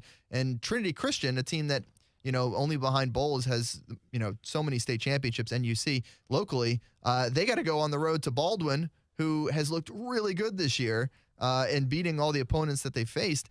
And that'll be a fun matchup. They're actually really close to each other, but I don't think they ever play each other. So that'll be fun. So listen, I saw so many questions about this whole bracket setup. Sure. So let's say one side of the bracket, 2 teams win. So then do they do another coin flip to see where that next home game is going to be? They already have. So they've already done the coin flips. And if you look at the bracket on the FHSAA website, you'll have 2 empty spots in the bracket. Yeah. But right above it, it'll say top team home, bottom team away, or top team away, bottom team home. Okay. So it's not there's necessarily already an idea for planning and stuff like that. So they've already planned all that out as well, Yeah. to where you kind of know where that next game's going to be as well. And any concern, obviously, because now it's a bigger bracket, right? There's a lot more playoff games, and I'm not sure what the schedule is going to look like. I mean, it's a weekly game, I assume, right? Any concern for maybe injuries and things like that in terms of? No, because at most they added one game. Okay. So it's not that big of a deal. Yeah, at most they're adding one game just when you look at it. And some of the teams had to actually cancel their last game of the regular season because they needed 2 rounds of play-in games to get into that main bracket. It is what it is. They're doing the best they can to make it work for the kids and the schools this year. Well, and that's what it comes down to, right? I mean, it's all about the student athletes. And listen, I think given the circumstances of this year, nothing you do is going to be perfect, right? Yep, And now maybe having a coin flip to decide who's the home team, who's away. Maybe you could have found a better way, but at the end of the day, it's fair, right? You may not agree with it, but it's fair. And obviously, the best part is that the kids get to play football. I think the best part is that, knock on wood, this will be the only year we do this. we go back to a normal-based bracket next year where, it actually makes sense that, district champs are being rewarded and teams that do better are being rewarded. But for this year, my planning that last week is going to be as easy as it's ever been. I'm already going to kind of know, where we're going for that first week of the playoffs. Heck, I probably do a little bit of that tonight and start planning it out a little bit and building out those schedules. So that'll be good. How many teams do you see? So after this whole thing shakes out, right, and you crown a champion, how many teams do you see after that playing some more football? Just for the sake of maybe college recruiting, for the sake of trying to extend the season as long as possible, or just for the sake of love of the game? How many schools do you foresee doing that? Locally, I don't see that being as big of an issue as maybe in some other spots. Yeah. Like, say, a team like Columbia, Lake City, they missed the first 2 or 3 weeks of the season because, Lake City was still dealing with COVID-19 at that point. Mm-hmm. If they were to get knocked out a little early, wouldn't shock me if they, scheduled in another game or 2 or 3. Some of ours, maybe you add an extra game to get to that 10. But for the most part, our teams have been, not affected as much as other parts of the state, where they certainly have. And that's when you consider some of these teams that are missing games right now. And that's certainly a part of it. We had 3 or 4 games canceled last week. You're having some teams that, if you get one case, then your team goes into quarantine, then you lose a game, maybe 2. So while the other team scrambles to go find a new opponent, you're losing that game off the schedule, and maybe that's one you want to add later on. So you hear that, Tennessee Titans? You lose the game, all right? You don't get to make it back up. It is what it is. Take that. Or do you get to make it back up? Probably. When I say lose the game, I don't mean as in a result. It's not an L on your record. Correct. But you don't get to make that game back up, though. Or not against that specific team. Exactly. So, yeah. Let's call it an L, Stuart, for the sake of my Titans argument. It's just going in as a PPD, as a postponed, canceled, I call it an L. It was a rain out, but it's still an L because you didn't win. Still doesn't affect your random seeding at the end of the year. Exactly. Last question for you. So you said this is completely random, man. Yes. It's absolute chaos. Well, what about in terms of travel? Right? So, random to the point of regions. There we go. Okay, that's my last question. They still stick with their normal regions. Sure. So these are the same sort of playoff matchups we would be seeing anyways. Yeah. You're not going to have to go play a team in the Keys. Yeah. If you're from Pensacola. Yeah. So it still stays where each region plays all the way up until the Final Four, when the 4 regions then tend to face off. So no problem there. Though some of these regions are pretty far stretched now. Yeah. And some of our teams actually lucked out a little bit when it comes to these matchups that they're getting. For instance, let me see if I can find it real quick. I had it there a second ago. Yeah, so you talk about like Lee, Middleburg, and St. Augustine, all local teams, right? Sure. Their region is one that stretches all the way out to the Panhandle, and they're all at home. Okay. So you've got teams from Escambia, Fort Walton Beach, and Lynn Haven all having to make the trek all the way across the Panhandle to come over here and play those teams in the postseason. That's kind of one of those spring break drives right there, man, where if you know what I'm saying? It's been historically tough for teams from our area to go to the Panhandle and win in the playoffs as well, because it's not easy. It's a four-hour drive sometimes. High school football, man, no one talks is better. Action Sports Jack, Stuart Weber, I appreciate it, man. Hey, by the way, Fantasy Big Brother. Yes. I don't watch Big Brother. I'm doing great. But what is that all about? You just pick contestants that are going to go far? Yeah, you draft at the beginning of the year. So I drafted... And you and Kuz are in this together. We're in 2 separate leagues. Oh, wow. Addiction much, bro? Okay, go on. Let's hear it. No. I'm not in 2 leagues. He's in a different league than I am. Okay, I thought you meant you're in 2 No, leagues we don't together. run with the same circle. I got you. I got you. I got you. But my people, we're pretty serious about it. I've got some I've got some cash invested in this thing. I'm leading. I'm leading. Stakes, so big brother. Cody, keep winning those competitions for me. Enzo, if you want to sneak in there and go win a POV or a veto, that'd be great. Let me ask you this real quick before we let you go. Yeah. What was your criteria of taking your first round pick in terms of Big Brother, fantasy Big Brother, I guess you call it? I picked a winner. But I mean, like, how do you know? So this year was an all-star cast, so we've seen all of them in previous seasons. Okay, so personality is a big thing, I guess. Personality is too. Now, there's social a couple. Game. What was that, Cruz? I said social game. Social game. So there's 2 different ways you can go when you're thinking about points, because you get points for winning competitions, but you also get social points, like if you're crying or if you're making out with people. That hasn't happened this season. If you cry, you get points? Yeah, if you cry, you get points. This is absolutely insane. Unbelievable, you two. Unbelievable, you two. But these are things you have think to. You know some people, and then I hear fantasy Big Brother. These are I'm things like, you have to consider when you're drafting these. I guess so, contestants. man. Strangers, by the way. Let's call them strangers. They're strangers. You don't know who they are. I've seen their seasons before. Okay, you've seen their seasons before. I hadn't seen all their seasons. So strangers for you. Well, that's why I'm in first in my league. That's why Cruz is it. To be fair, the people I picked were people I knew, so they were the more recent.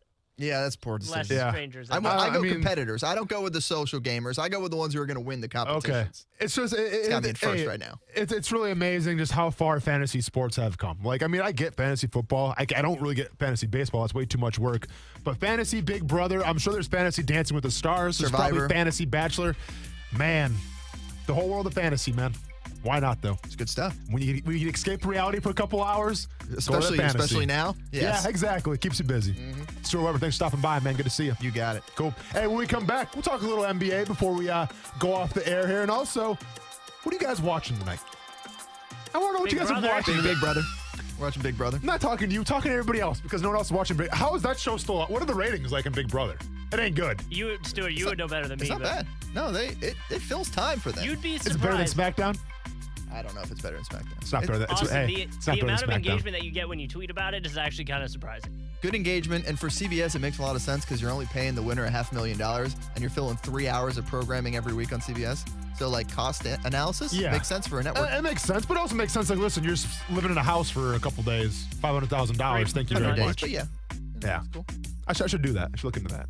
Go on that show. Let's go on it You'd win. together. I'm all kidding. 3 of us. I'm kidding. Luchasaurus was on it. Was he really? Oh yeah. Now you have my attention. Before he was Luchasaurus, he was no on there. kidding. Oh yeah. Now you have my attention. All right, I'm gonna do a little research, put it on my resume. All right, more to come when we get back here on ESPN 690.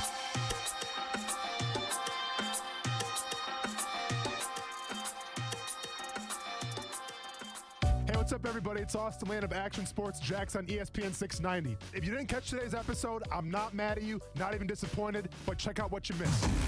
I got lambasted on social media for a small, mild bit of criticism of Gardner Minshew. Careful, because you've been in that guy's house, so be careful. I get crushed when I say too many positive things, moral victories, and I criticize the QB a little bit because that's what I saw. Check out our podcast on all platforms. Just search ESPN 690. Subscribe to our podcast. Thanks. For the ones working tirelessly to keep their coworkers safe. For the ones rising to new challenges. For the ones rebuilding stronger than before. Grainger offers supplies and solutions for every industry. Free access to product specialists, safety recovery guides, and 24/7 support. It's part of our commitment to help you adapt and recover in these challenging times. Call, click Grainger.com, or just stop by. Grainger, for the ones who get it done. Is your business losing sales from the current pandemic? Are you trying to remain in touch with important clients? If you're struggling with questions like this, you're not alone. Many small businesses are currently in a severe crisis and need immediate assistance. As the nation's premier organization supporting small businesses, SCORE offers webinars on a variety of topics that can help you manage through this crisis. Click on the Take a Workshop tab at jacksonville.score.org and register today. No matter what you're driving, you can step up to luxury now at any of Fields Auto Group's dealerships in Jacksonville. Cadillac, Jaguar, Land Rover, Lexus, Mercedes-Benz, and Porsche. Yes, it's luxury for less at all Fields Auto Group stores in Jacksonville. Plus, you'll also be part of their exclusive Fields Amenities program, where you will get complimentary loaners, car washes, and cafes. So whatever you're driving, see Fields and step up to luxury for less during this amazing opportunity. Visit fieldsauto.com. You're pregnant. How far? 1 month, 2, no doctor yet. I can't afford it. Protect yourself and your baby. The health department can help you out. Test for STDs. I don't have diseases. You don't know. You don't always have symptoms. You and your baby sick. I don't want my baby sick. No one cares more about your baby than you. I'm calling my county health department. A message from the Florida Department of Health, the Florida Association of Broadcasters, and this radio station. There's a new modern patient-centered orthopedic practice in Jacksonville. We believe that the patient pays money for a doctor and should be seen by a doctor. Ortho Edge. They're getting the most technologically available medicine there is. Ortho Edge. You're going to get a much better experience with your physician. We all see our patients. Get the answers right away and more focused care on patients. Find out more about us at orthoedge.com. Ortho Edge. We're in the DePaul building attached to St. Vincent's Medical Center, Riverside. Did you know breast cancer kills 113 people every day? That's unacceptable. African American women die from breast cancer nearly 41% more than Caucasian women. That's unacceptable. Breast cancer is the leading cause of all cancer deaths for Hispanic women. Breast cancer is unacceptable. Together with Susan G. Komen, we're committed to reducing U.S. breast cancer deaths by half. And we're going to do it by 2026. Visit Komen.org/unacceptable. Bring a little spice into your sex life. Adam and Eve Adult Store. It's the trusted name in adult entertainment. Secure private shopping experience at AdamEveOutlet.com. That's AdamEveOutlet.com. Zero Res here. Right now, get 3 rooms of carpet clean for only $129. Mention happy birthday Zero Res, and I will throw in the stairs or the hallway for free.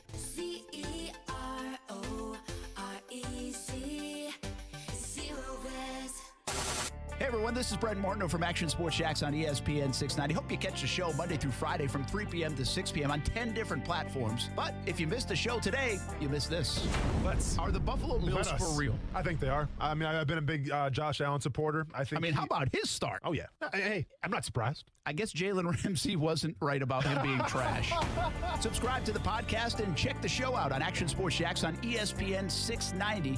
Get the podcast daily. All you have to do is search ESPN 690 in your podcast app. Hey, what's up, everybody? It's Austin Lane from Action Sports Jacks and ESPN 690. Social distancing doesn't mean disconnecting.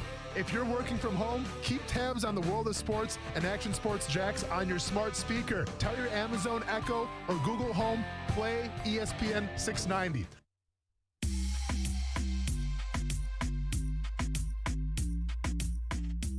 Bottom line is they won those moments of truth. You know, we had some reads, you know, they are long and they are an extremely good defensive team.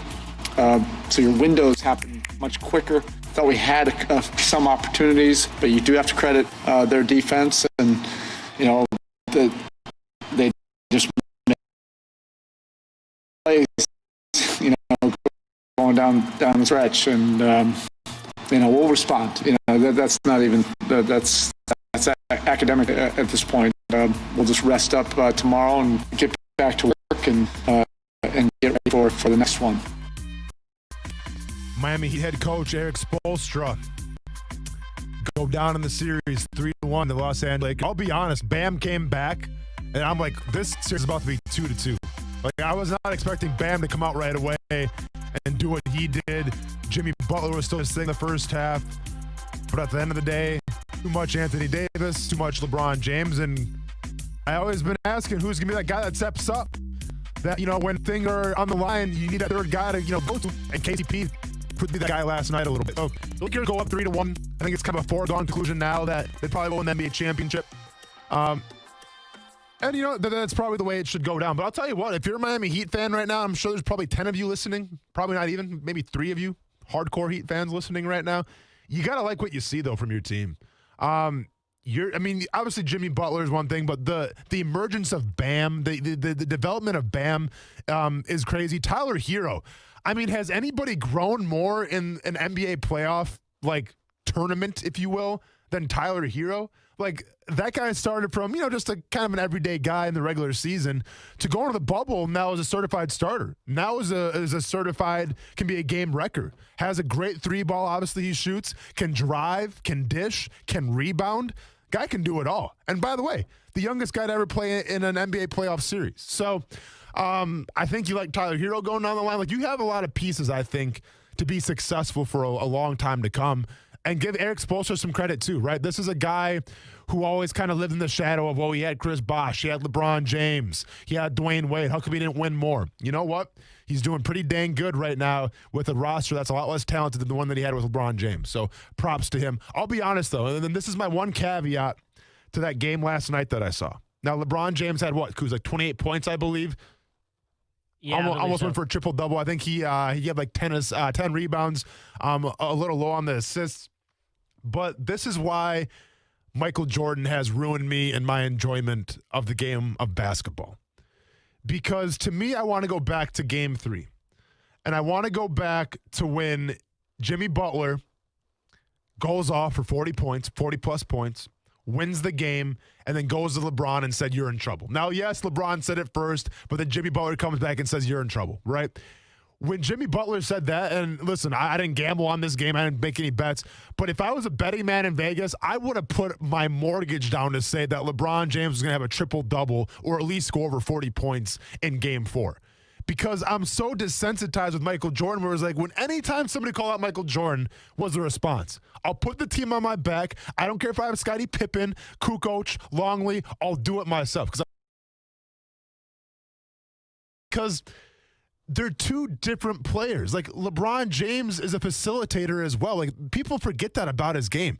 He's probably one of the best passers, not the best passer to ever do it, right? So when it was the fourth quarter, crunch time, and I'm watching LeBron James here, and they're up by, maybe 4 or 5. All right, this is where LeBron James takes over. This is where, like, the ball's in his hands. But, like, how did the team respond? How did the Lakers respond? Like, he would pass the ball, and all of a sudden they go to Anthony Davis. Or they would pass the ball, they go to Markieff Morris. It was like, nobody ever expected LeBron James to take the ball and go, all right, drive to the lane and do your thing. No, he did it a couple times. But he didn't take the game over. And to me, that's the biggest difference between Jordan and LeBron, is that when Jordan's in a situation, clear the lane. Jordan's going to drive the lane every single time. Hopefully you can stop him, but good luck. With LeBron James, it's like, I'll drive to the lane, I'll facilitate, I'll pass here, I'll pass there. But, like, he doesn't take the game over because you know what? He doesn't have to, I guess. But neither did Michael Jordan. But Jordan took it upon himself. So that's the difference between Michael Jordan and LeBron James to me a little bit. I would say LeBron's done that in the past when he was with Cleveland. True. When he didn't have like an Anthony Davis option. It's a good point. Let's be honest. Jordan wasn't doing this with the Washington Wizards. Okay. So, I mean, maybe age is a factor a little bit. Maybe preserving yourself, if you will, is a factor a little bit. But also, when you have Anthony Davis, you have other guys around you. I get it. But I'm just saying, I never saw Michael Jordan not embrace that moment where it's like, all right, you want to talk smack about me? I'm going to have the ball in my hand the entire game, and we'll see what happens. Kobe Bryant had the same thing about him. You know, that Mamba mentality. Kobe Bryant wasn't going to pass you talk smack about him. Kobe Bryant was going to shoot three-pointers. He wasn't going to pass. He wasn't going to pass regardless. Like, he literally takes the ball out, and then, like, there's no way he's going to pass ever. 0 assists for Kobe Bryant, 81 points, if you will. So it's just, listen, it's a contrast of styles. I'm not saying that's right or wrong on LeBron James, because let's be honest. A lot of the reason why LeBron James could be possibly the greatest player of all time is because he does so many things well. Yes, he can score. But yes, he can pass like Pistol Pete, or he can pass like, he can facilitate like Magic Johnson. Like, that's what makes LeBron James so special. So I'm not trying to hate on it. I'm just saying Michael Jordan kind of desensitized me a little bit and ruined the game of basketball. With that being said. So, Kuz, here comes the real question. And I want an honest assessment here. I know Big Brother's on tonight, okay? And I know that's your thing, Fantasy Big Brother. Check it out, everybody, if you want to. I'm not going to. You gotta, and I don't want to get a little too political on this show here, so I'm going to whisper this. You got to check out, hey, Kuz, look at me. Look at me now. I forgot that was on tonight, too. Hey, Kuz, I'm just saying. You going to dip your toe in the pool? You're just going to flip over for a couple seconds and watch that vice presidential debate? Here's what's perfect about this. Hit me with it. Big Brother's on at 8. Oh. That starts our at 9. show? Our show? Our Big show. Brother? Okay. We're good to go. So you're going to watch it? I'm going to watch both. Dude, so listen. I don't care what side you're on, but here's why I'm excited. Dude, like this is like a Super Bowl to me, right? Like this is game 7 of some kind of final right now. And here's why. I'm excited. All of a sudden, the energy goes up a little bit for me. Here's why. Last week, I was pumped up. Why? Because it was going to be an absolute crap show between Donald Trump and Joe Biden. Was I wrong? Was it not history in terms of what chaos that was? Did I lie to anybody? No, I didn't lie to anybody. I told you it was going to be an absolute you-know-what show. And guess what? It delivered and then some. I embraced it. I loved it. Everyone loved it. Now, it's not so fun to laugh at because it's for the future of our country, yada, yada, yada. But listen. If the ship's going down, I'm going to play with the band. I'm not going to panic and, go a la Leonardo DiCaprio and Kate Winslet, whatever her name was. Regardless of that, though, listen, if you want to compare that first presidential debate to a fight, it would be 2 fat drunk guys fighting in a bar. And you know what? We probably should have broke it up, but we sat back and we were entertained. 2 fat guys that couldn't fight were in a bar fighting. You know what? We loved it. You know what we call that in Wisconsin, by the way, in central Wisconsin, Coos? Call that a Wednesday, okay? That's what we call a Wednesday in central Wisconsin. But here's why I'm excited for tonight. Because what was 2 fat drunk guys fighting in a bar between Donald Trump and Joe Biden is now like Ali and Joe Frazier. Because, spoiler alert, and I don't ruin it for anybody, but these 2 people up here, we got, Kamala Harris and Mike Pence. They're eloquent speakers. Kamala Harris was a former lawyer. Guess what? She likes to argue. Mike Pence, a very quiet,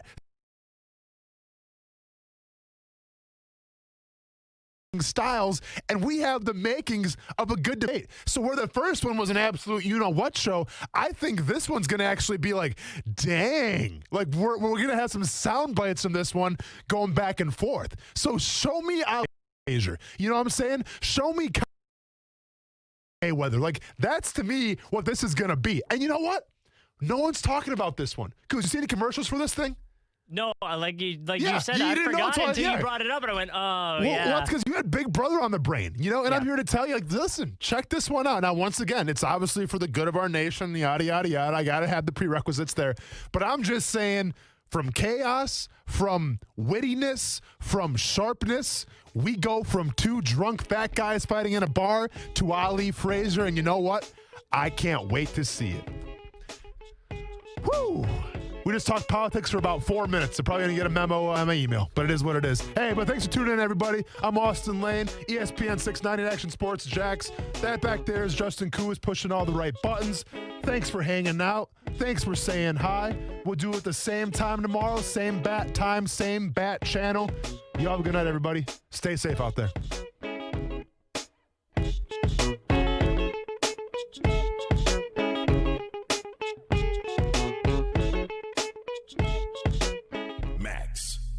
Kellerman.